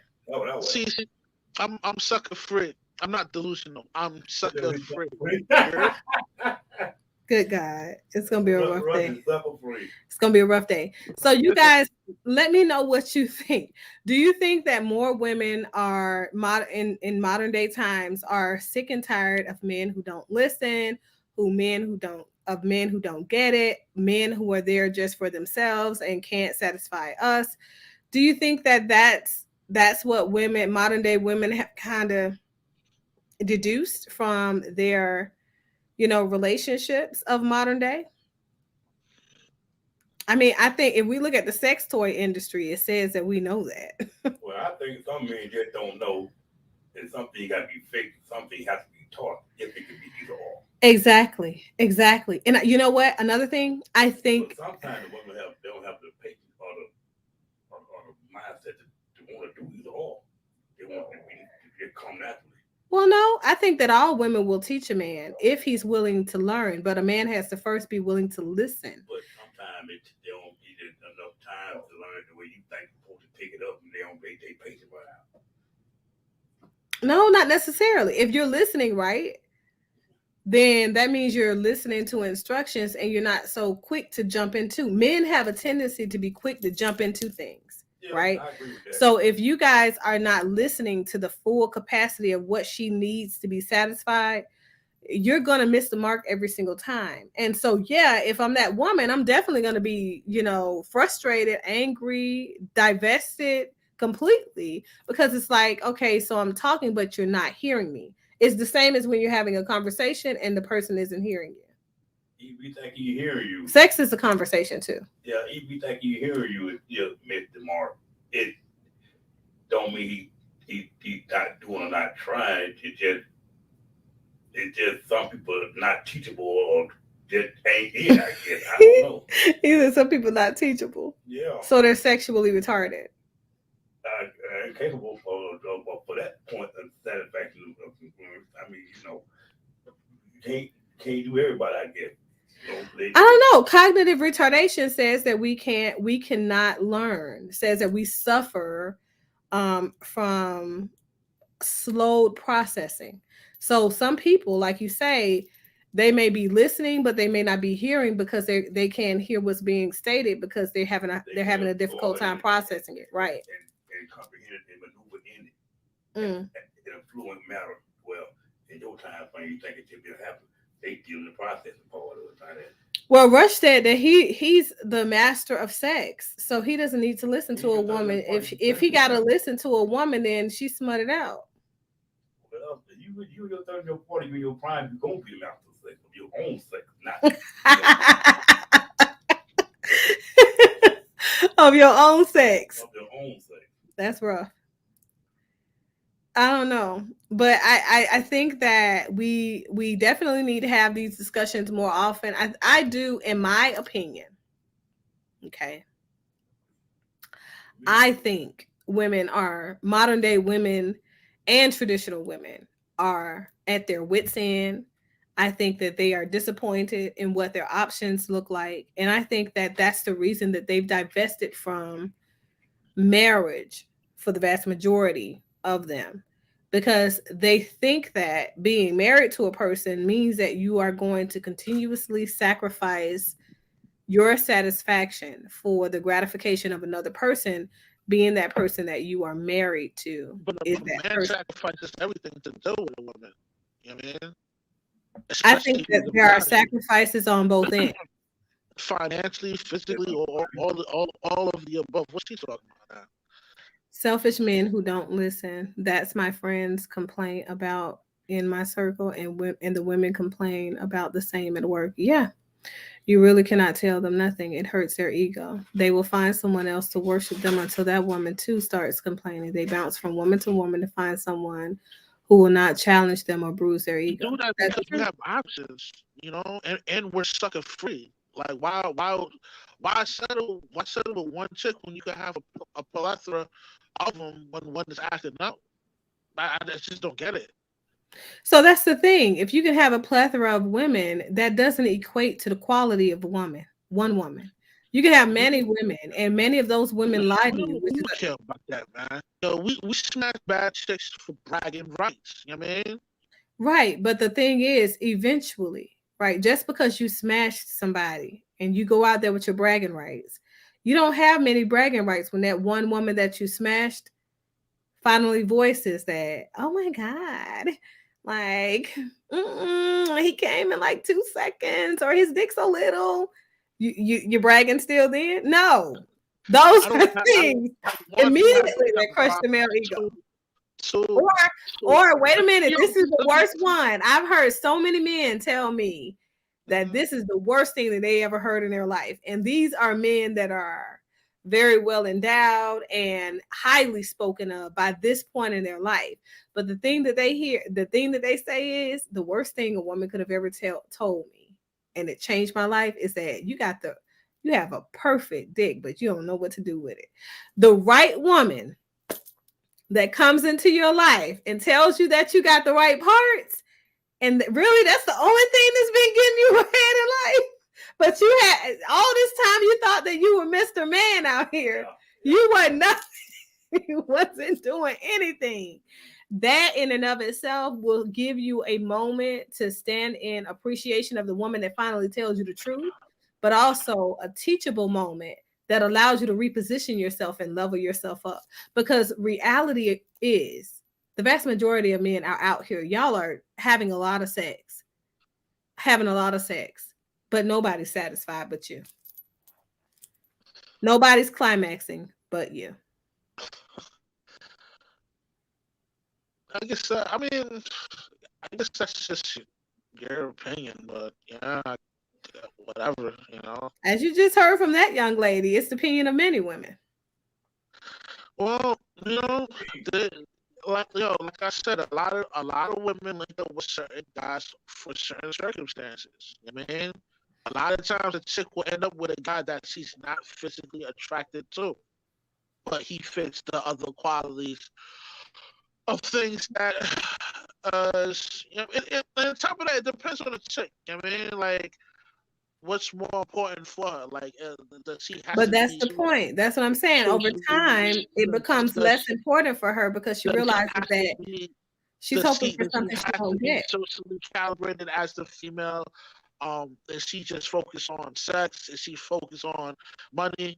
A lot of these things, like yo, when a woman hits a certain age, they all want the same thing: provision and protection. You know what I Well, mean? women That's what it always all want goes those down to. things. You know what I mean? Women And always want those and if things. But let you me tell you and something. if you fit and if Those you are fit the that male, non-negotiable if things. that But male women has also that, want to listen, be listen, that satisfied that sexually. that if those male have if there's a male that has those things and he is not making her climax, that's her prerogative, man. That's her problem, you know? No, it leads to those conversations that Miss Jones mentioned in her comment. So what What happens she's is talking about is eventually the women will females that, settle. that link up with guys for certain things that they want is provision and protection. You know what I mean? Mr. Brooks says, "Bro, you sound crazy. Every woman's body is different. It takes time to that to for that box. Maybe I always take that first hour to hear and feel a woman's body. Right, but that's also probably the difference because the How do I outcomes tell a are stranger like what different. is he talking about? Like I I don't know what he's talking about. He said, pay attention to those. More than you know everything's going on with it. That can't be true. That's true. That's true. The moans definitely tell you what's going on with the body and tells you as a person that is interacting with her body Right. Like what like her I said, body like I said, responds to. like I said, I don't have those kind of issues. I'm just telling you why a lot of these females are not being satisfied because they will link up with guys that meet certain qualifications that they will take that out. You know what I mean? A lot of women will link up with a guy for certain things. And the majority of women that link up with guys, they're not sexually attracted to that guy. that don't They even. deal with that Yeah. individual for certain other things. That'll be You know fine. what I mean? So the producer made a really good point. He said that the reason that you're not able to accurately get a gauge of the sex quality that you're experiencing with women is because you're having too many encounters, and those encounters are meant to cover up, mask, Inadequacy. inadequacy. I agree. Nah, Nothing I'm bad. sucker free. Listen. I'm not gonna put myself in a subservient position being in a relationship or I tell you in that. marriage. Don't do that. It's fucking absurd. You crazy? Woman. Yeah. You jump from Why? woman to woman for validation. Exactly. But that's literally I'm not, listen, I deal with a chick. I'm not seeking for validation. I'm seeking, you know what I mean? Just to do my thing. You know what I mean? yeah, doing your thing means that you're seeking validation. Nah, I'm not seeking for validation. Jules said he is telling females why they are not satisfied. No, you're lying. You're lying. It's not the fact that I'm not doing what I'm listen, you're smutted out. listen. If you ain't like this dick, you're a smut.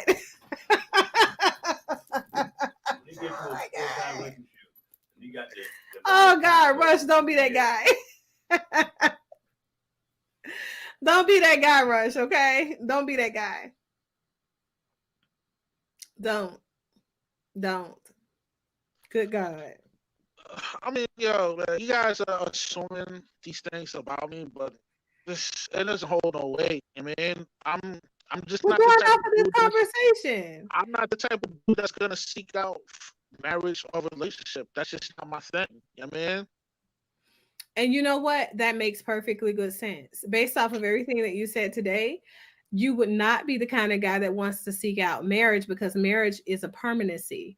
And in order for you to be in a marriage, you have to exercise optimal listening skills.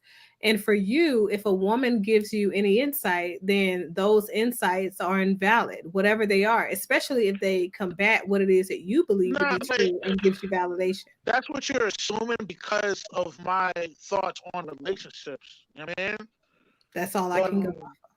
That was you giving us. Right. I mean, yeah, whatever. But listen, like I said, man, I'm not gonna put myself in a subservient position. I'm not gonna do that. That's what they have suckers out there for, man. And I'm sucker free. Okay. Fair enough. So, I guess now we see what it is. Maybe this you are the Kevin Samuels of the world. Listen. Yo, don't put me. Maybe you haven't made it to his level yet. Yeah, don't even do that. That's not cool. But look, Kevin Samuels has some interesting insights, believe it or not. But you've not made it to his level yet, because even Kevin Samuels, the man who is a self-proclaimed high-value man with a big dick and big money, according to him, he said these things. Okay? This man now realizes that the values that a woman says that she wants in a relationship are the values that she's going to find a way to get one way or the other. And even this man who believes that men built the world that women live in, and women should be at a man's foot, kissing all his feet, his toes, his hairs on his toes, and all that good stuff. Even that guy realizes that there are certain things that a man has to do in order to meet or exceed the standards that make him fit to have options. So, having a big dick isn't enough. You got to have a big dick. You got to be physically fit. You got to have that money together. Isn't that what he said? Yeah. There you go. Can't be a fat fuck, according to Kevin Samuels. You didn't live. That what you say? Good God, it's rough. I mean, listen, man, that's his philosophy on handling things. Not everything I agree with. He's not gonna get in a real relationship. Rush is not real relationship material. Not with these ideas. Look, Rush. The moment the bitch tell him, "Listen, last night's sex was subpar," he's gonna be like, "I knew you were smart." Yeah, you're so funny. You're so funny. Yeah, You are a smut. That's not true. You're just a smut. Give me my money back. You're putting these inadequacies on me because I don't believe on having You're right. You're right. You're right because you're not even getting in a relationship. So I agree. I'm not the relationship type guy. You know what I mean? Mm-hmm. But I mean, If you ever were, if you want what to would be in happen. a subservient position and be a slave for a chick, you know what I mean? Do your thing. But me, like, nah, I'm good. So wait, let me get an understanding. So you're a slave for a chick if you understand her needs? What you mean? You're a slave for a chick if you understand her needs. If you take your time with her body, like Mr. Brooks said, then you're a slave for a woman. You're in a subservient position. And that's it's beneath you as a man. That's not what I said. You're twisting my words. Yeah, that's what I'm saying. So we're talking about a man listening to a woman's body, listening to and allowing a woman. Mr. Rush the Diamond Spot coming soon to a town near you. So, oh my God. Oh man. But that's what you're saying. Basically, a woman who is, in charge of her body, who understands what her needs are, right? That said woman is for you, asking you to do things that are beneath you. If she's asking you to slow it down, listen to my body, you're not doing it for me. That's not what I'm saying. What I'm saying is to be in a relationship, marriage, having kids, that's an L for the male. You know what I mean? So not even the relationship part. We're just talking about the sex part, right?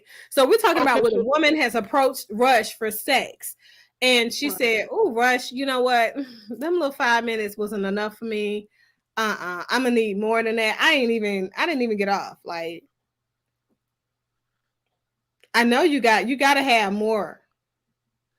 Right. Well, here's the thing: if a female is not, if she's looking for just that, and she hasn't been satisfied the first time, she's not gonna engage with that individual for a second round. You know what I mean?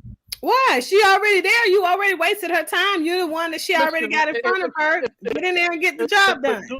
If a dude smashes and he doesn't perform right the first time, it's a highly percentage chance that the chick is probably not going to sleep with him. You know what I mean?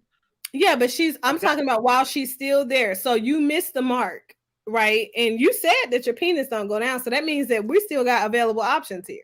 So you need to get in here and get the job done, sir. You pulled out and think that you're done because you came, but I didn't. I'm going to need something more to happen. I can be out as much you want me to, but you need to get there and get the job done. I paid for this time. I missed the time off work. I could be at work. Doc, I don't have a problem putting in work. I don't have no problems doing that. Mm-hmm. You're going to get back to it. You're not going to tell her she a smut because she need more? Nah, I'm going to give her what she wants. He said Rush better stay in Jersey because in Florida he will get turned out Uncle Luke style. Yo, Mr. Brooks, man, I used to live in Broward County, man. I already know what time it is, man.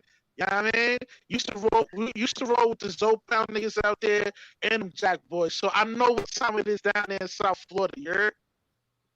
Mr. Brooks said you got your work cut out for you. You ain't gonna satisfy no 8 women up in here. He said you ain't gonna get to them because the first woman taking a whole 30 minutes by herself. Exactly, that's what I'm saying. Job ain't done. You got to get to it. But you didn't give me that much time. You said 20 minutes for 8 women. Yeah, 20 minutes, 8 women. But you got to. How many do you think that you can really satisfy? We're not gonna do this again, all right? I'm just saying, you're not gonna. The first woman still is not gonna be satisfied. Well, Jenny got me dying tonight. Said they say women are complicated, but goddamn it, right? Jenny person is mad funny, yo. I'm telling you, look, he's being disingenuous, you guys. He's being disingenuous because he knows. Kind of like you with the 9 months, 9 months, 9 months pregnant woman that could handle a hand-to-hand combat situation.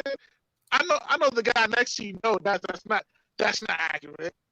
I think the guy next to me knows how well decorated I am. So if I'm the pregnant woman in the situation, I'm picking me every time. He's definitely stepping. He not going to accept his man who's being challenged. You get to a certain age, it's both acceptance and a challenge. No. Right. I mean, but I think that you have to understand that all women and all men are not created equally. Okay. Yeah. I'm just going to be honest about that. We just aren't. So for me, it would depend on the background. Say Rush needs to explain himself for 19 minutes before he get to work. Ooh, good to God. It's going to be a rough one. Nobody gets satisfied. 1 minute left. Rush, it's going to be a rough one. Now, you down to satisfying no women. He's not going to concede to that. Yeah. Well, Rush, by your own theory, too. If she a smut, she smutted out. It's going to be a rough day for you. You know? Nah, never that. I know what I'm doing down there. You know what I mean? Yeah, but these are women that you don't know. So you don't know what you're doing down there. Come on, dog. Come on. Really? I give you a half of one woman.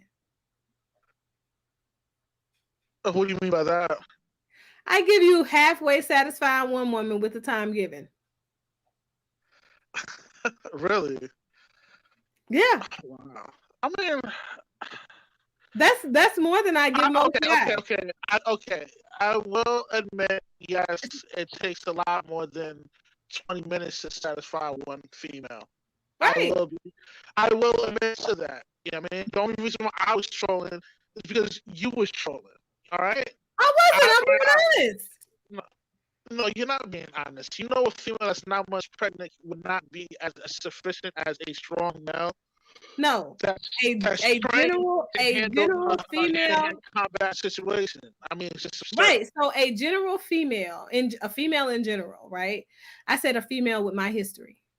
So a general female, I don't think would be, of course not. However, it depends on the male. And I know there are a lot of males that I just simply would not trust with my physical security. Not in this day and age, not in America, for sure. Okay, I guess we could come to an agreement with that.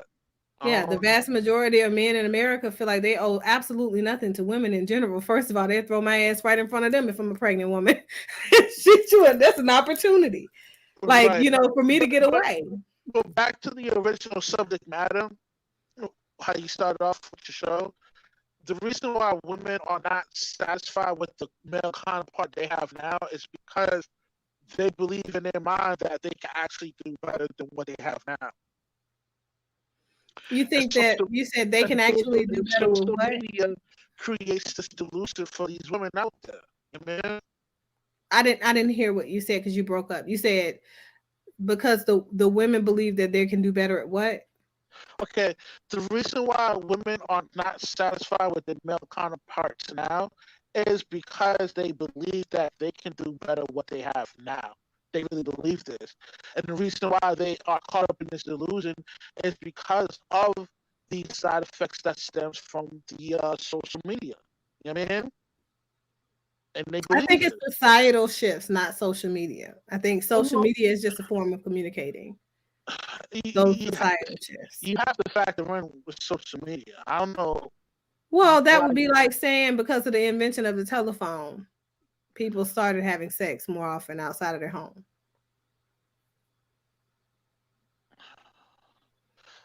Social media is just a means of communicating. Okay.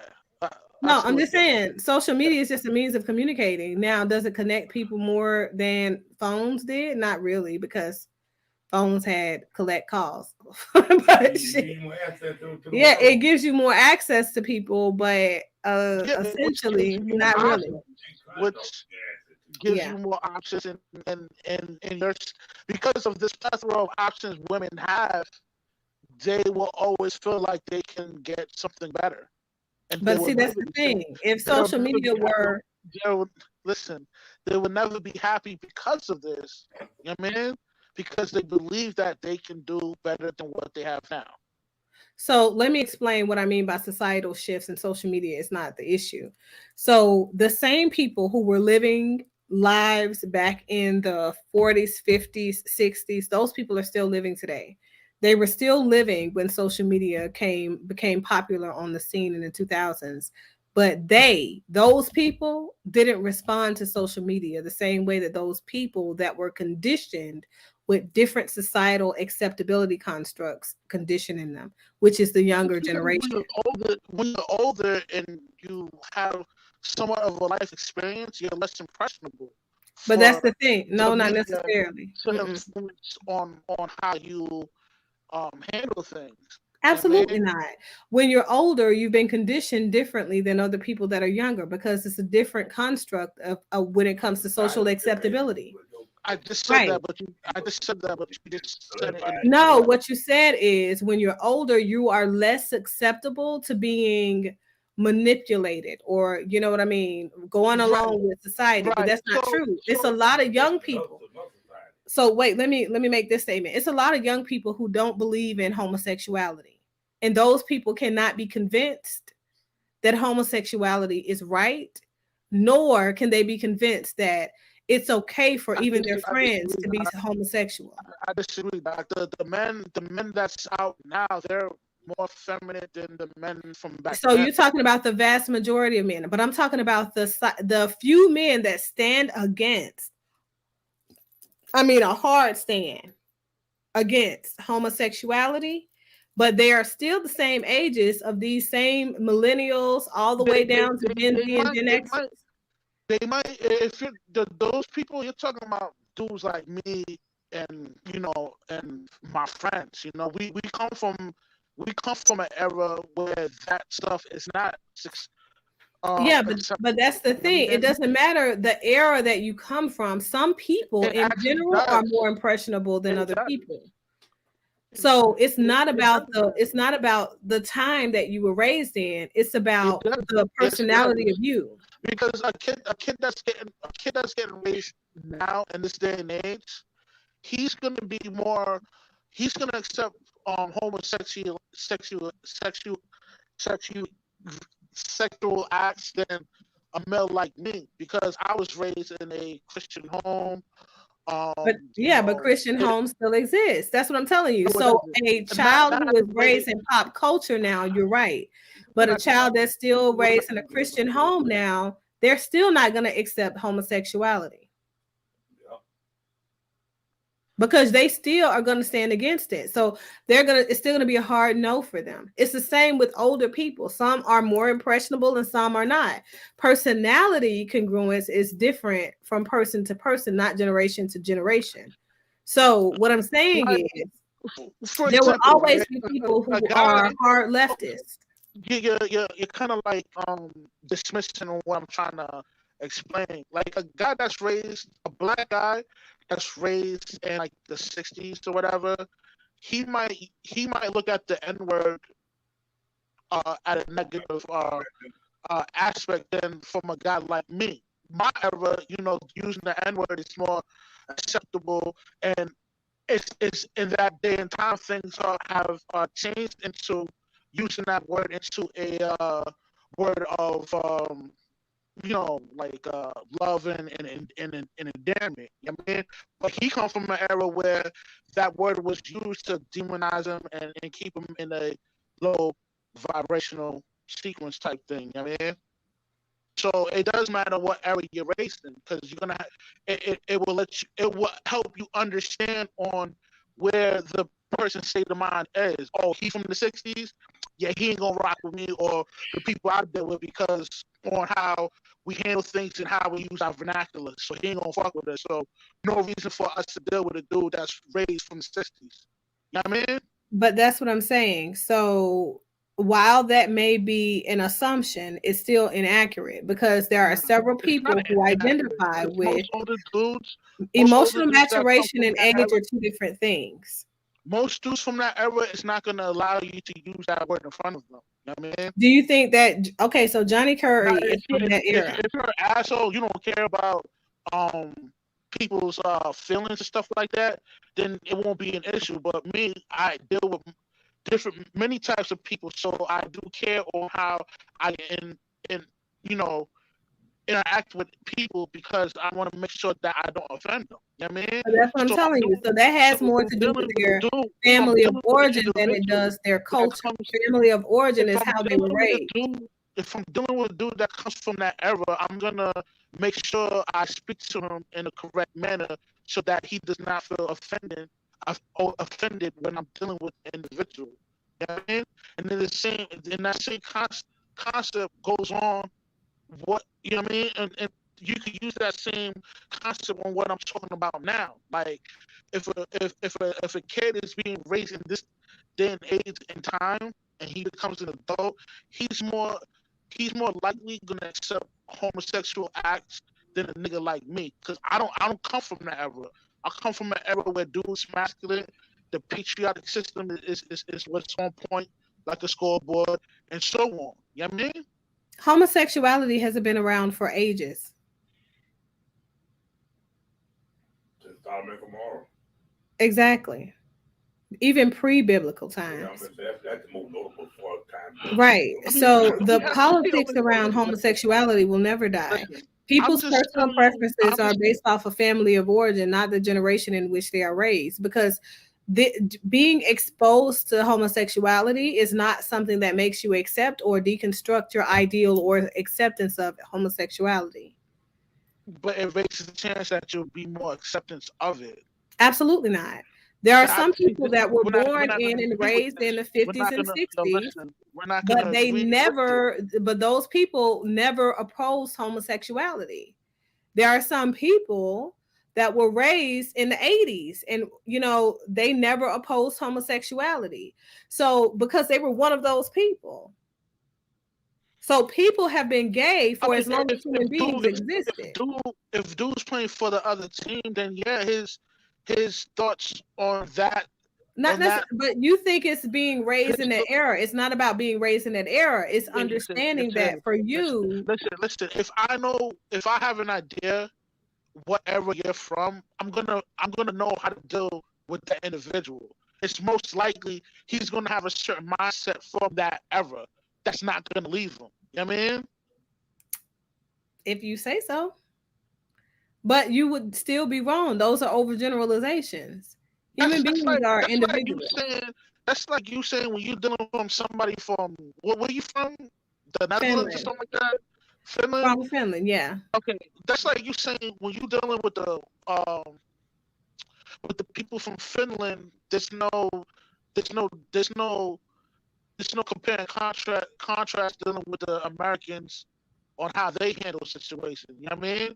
If you know if you're dealing with somebody in the States and he's originally from Finland, you're gonna know how to maneuver around him and get certain things out that individual because you know the culture and on how they handle things in Finland. You know what I mean? Well, no, So I know that there are some general those assumptions, and that's why those they're called things, assumptions. those things he picks up from Finland, certain things is not going to leave him. He's going to hold certain principle that comes from Finland. You know what I Yes mean? and no. Yes and no. So some people completely acculturate, so they don't hold anything from their core culture of origin.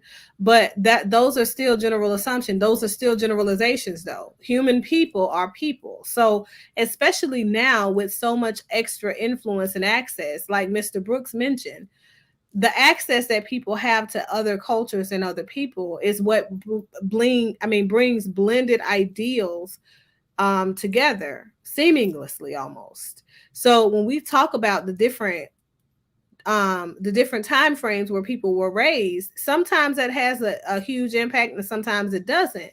Depends on that individual and their experiences during that time they were being raised, because we can stand for and we can stand against things that happen and those things that are um how do you say, accepted in general society on a different, individual level. During racism and segregation, there were several white people that were against it, but it benefited white people collectively, or But so that's what people that was say. a small percentage. The majority hated black people.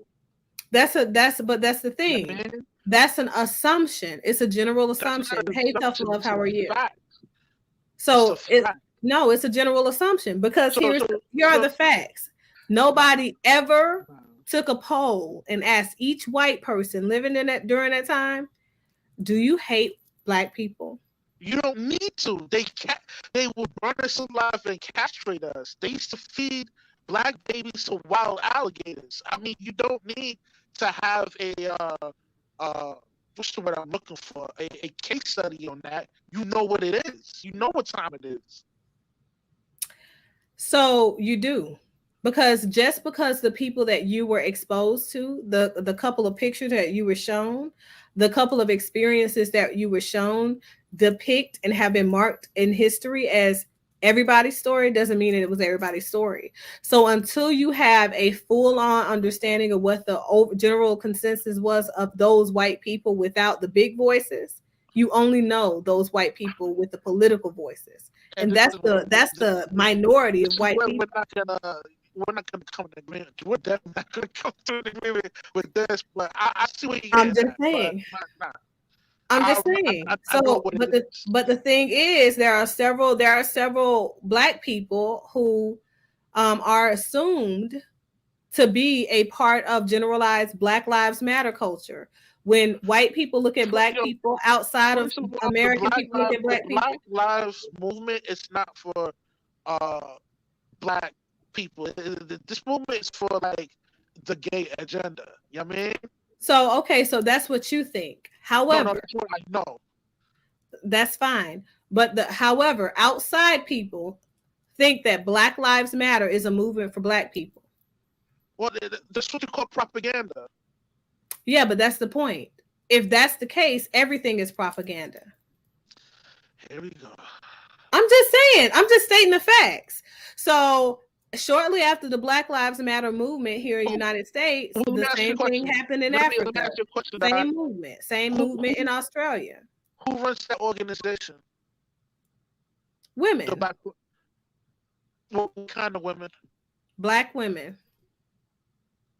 Two black women and one transsexual. You don't think there's something wrong with that? They're still black women. You don't think they have you don't think they have a incentive to use this movement for their own cause? I'm sure it is their own cause. If they're black women are mothers to black people that are being killed. That sounds like an agenda in and of itself. Yeah, I mean, just that answer alone just lets me know that you're totally, yo, you're on. I mean, you have your I perception believe of in it, and I got differentiation mine. and individuation. It So is what it is. individualism leads for me to be curious about people and ask questions instead of making assumptions. So for me, I don't make assumptions. I look at what the science tells me, or I look at what the numbers tell me based off of the No, science. no, you So don't, if because I don't have scalable no, you science, don't. No, you then I don't. don't make an assumption one way or the other. You only use those. You only use that to fit your fitting of your narrative. You know what I mean? Like, and you smooth with it. Okay, Mr. I gotta give you that. You're cunning with it. I give you props on that. It's not about it. I know it's not about it fitting my agenda. What I'm saying is, in order for you to understand, you have to learn how to listen to the party that you're trying to understand. So Jenny said, tough love, do you have any tips for Mr. Rush, the struggle mutt? Good God, they call you a struggle smut. That's one person. What is a struggle smut? Well, I have no idea. Nothing to me. Good God. But so for me, what I need you to understand is that you have to be curious about the person that you're trying to connect with in order for you to understand them and therefore make segue. If men are in relationships and women are saying that they are tired of something, right? Instead of discrediting women and saying that they are smuts because they do not fit the agenda or the ideals that you have as a man, instead of doing that. No, I mean that like dudes have complaints too. You guys don't care about it. Yeah, You but know? that's the thing. So you can't say dudes have complaints too in response to a woman make a complaint, right? What do you have to do? You got to put your listeners on, and if you do have a this is complaint, why. make Listen. This your is why complaint I'm not. known as well. But This first, you have to is. give space for that person to finish their complaint. Are you always this difficult? Jeez. Of course, I'm a pragmatist. So sometimes for people that like to move off of emotion, it's very difficult for them to have a conversation. I don't move off emotion. This is why I don't put myself in a tangible relationship because of situations like this. You know, we're arguing over something that's not even. Yo, what he said? yo, your cheerleader got jokes, man. What he said? Said, well, he is struggling to tell what he mean. Man, it's rough. That's rough. It's rough, Mr. Rush. Look, but I think that you have to learn how to listen, and I think men have to learn how to listen in general. I do think that in wrapping up, I do think that women are tired of what options they have on the table. I think that they are tired of vying for a space of validity in their relationships. And as a result, women are deciding to divest because they're trying. Right, Miss Jones says you won't agree with him, so you are being difficult. But so I think that women are divesting from the idea or constructs of modern day relationships because they simply have never historically met the needs of women. And women have finally come to the general consensus that because they have not had their needs met and they up to now are still not getting their needs met, they're just not going to get them met in general. So I think that we have to be people that recognize that when a person makes a complaint, they're valid in their space they're making a complaint in. Even if we have done like Rush and sat silently on our own complaint and waiting for that moment to push that button. Me too. Right? It's so funny, Doc. You know, I'm just saying it's okay. And that's the thing. It doesn't invalidate that you're not satisfied just because she's not satisfied.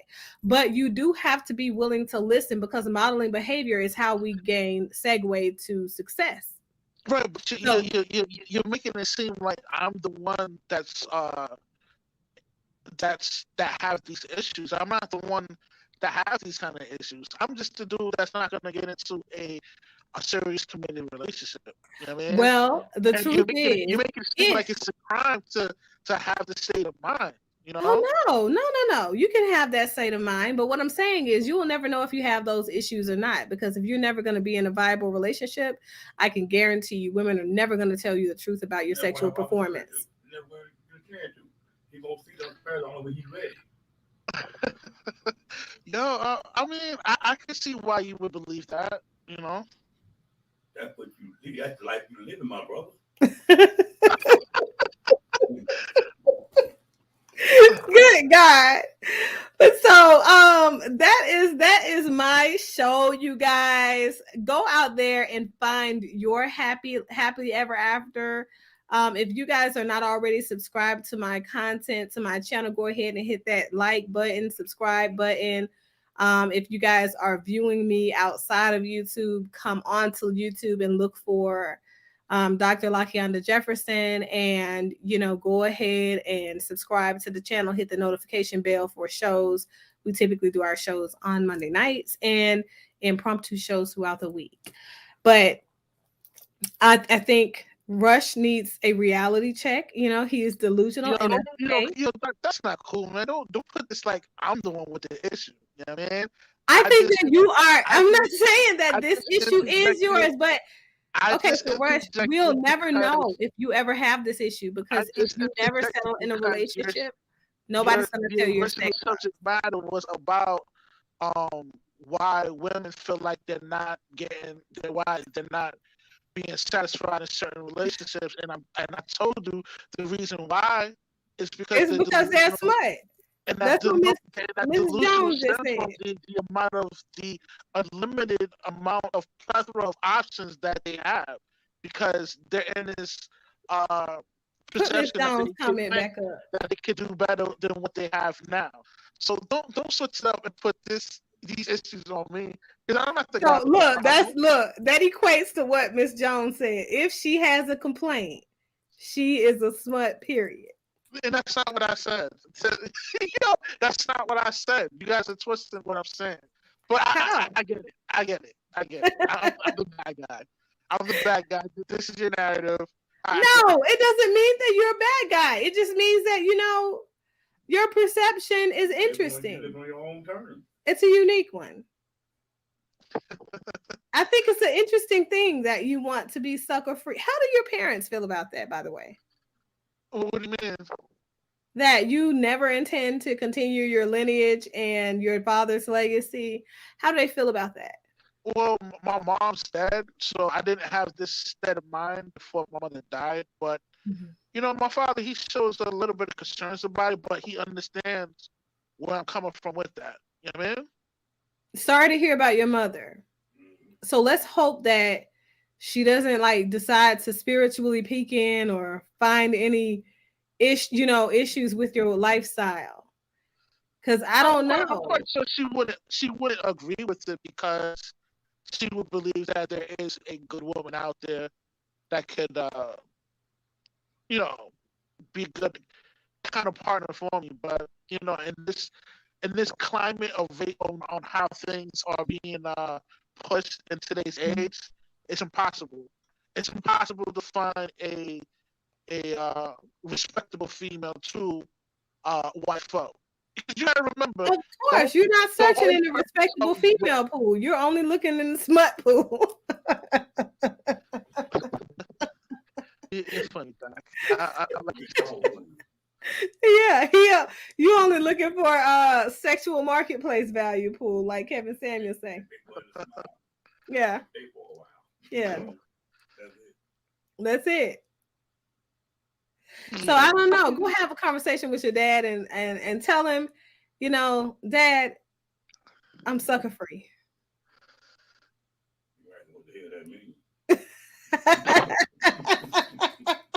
I'm sucker free, Dad. I can't continue your legacy. I can't continue to invest in your name. Once you die, Dad, and I die, that's it.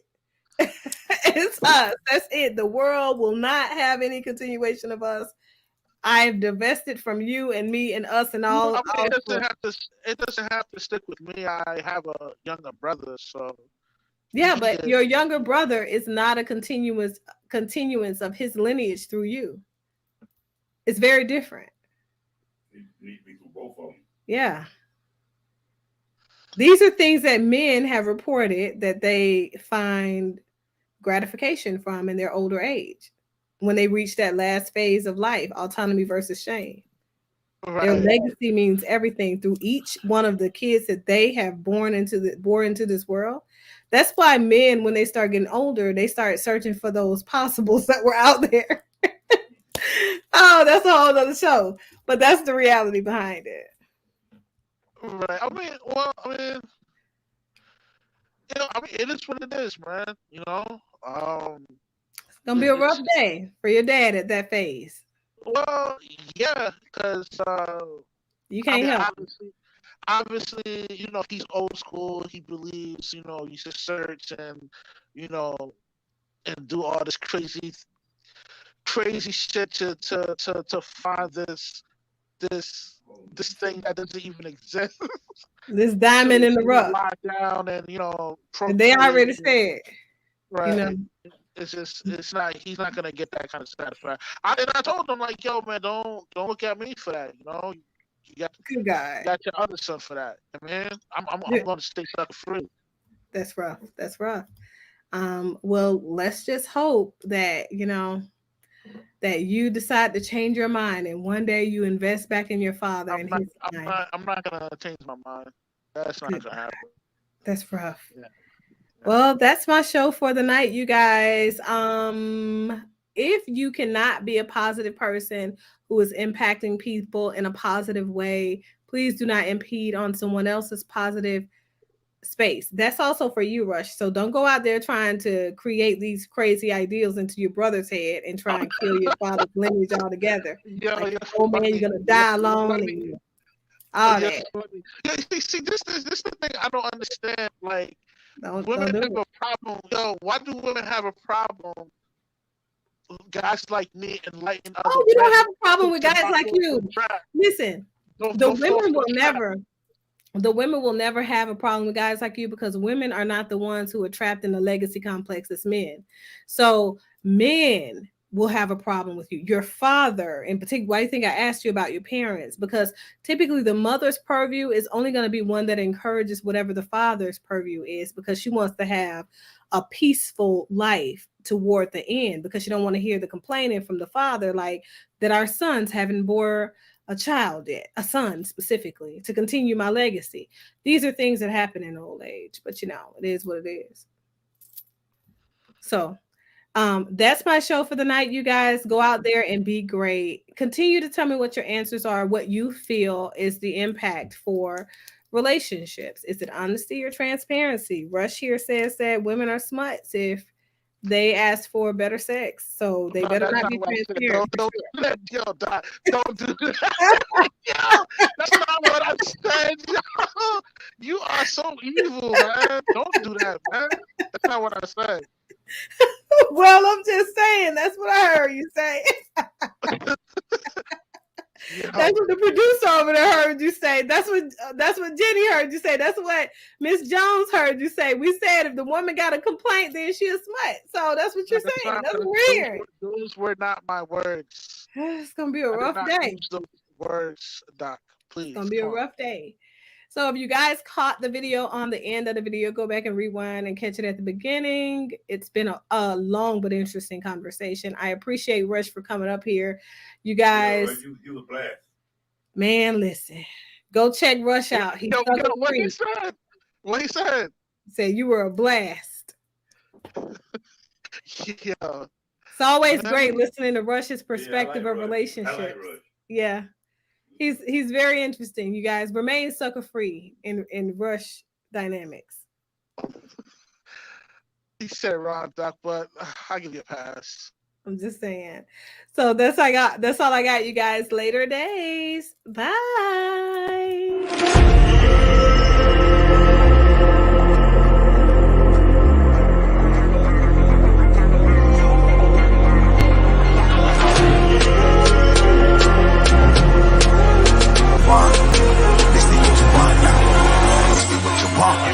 Who alive can't put me in a box. I redefine any definition you got. I am the tiger, I'm making steps to the top. The flames, I whip it up, you just gotta hand me the rock. Take a seat, you cannot stand it. All I know, the flow harder than a Scotch bonnet. Don't try studying me, you cannot manage. This ain't what you want, bitch, I'm a fucking phenomenon.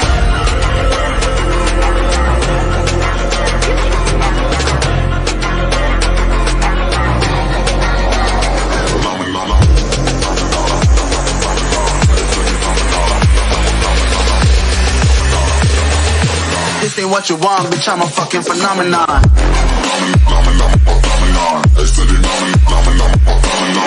Phenomenon.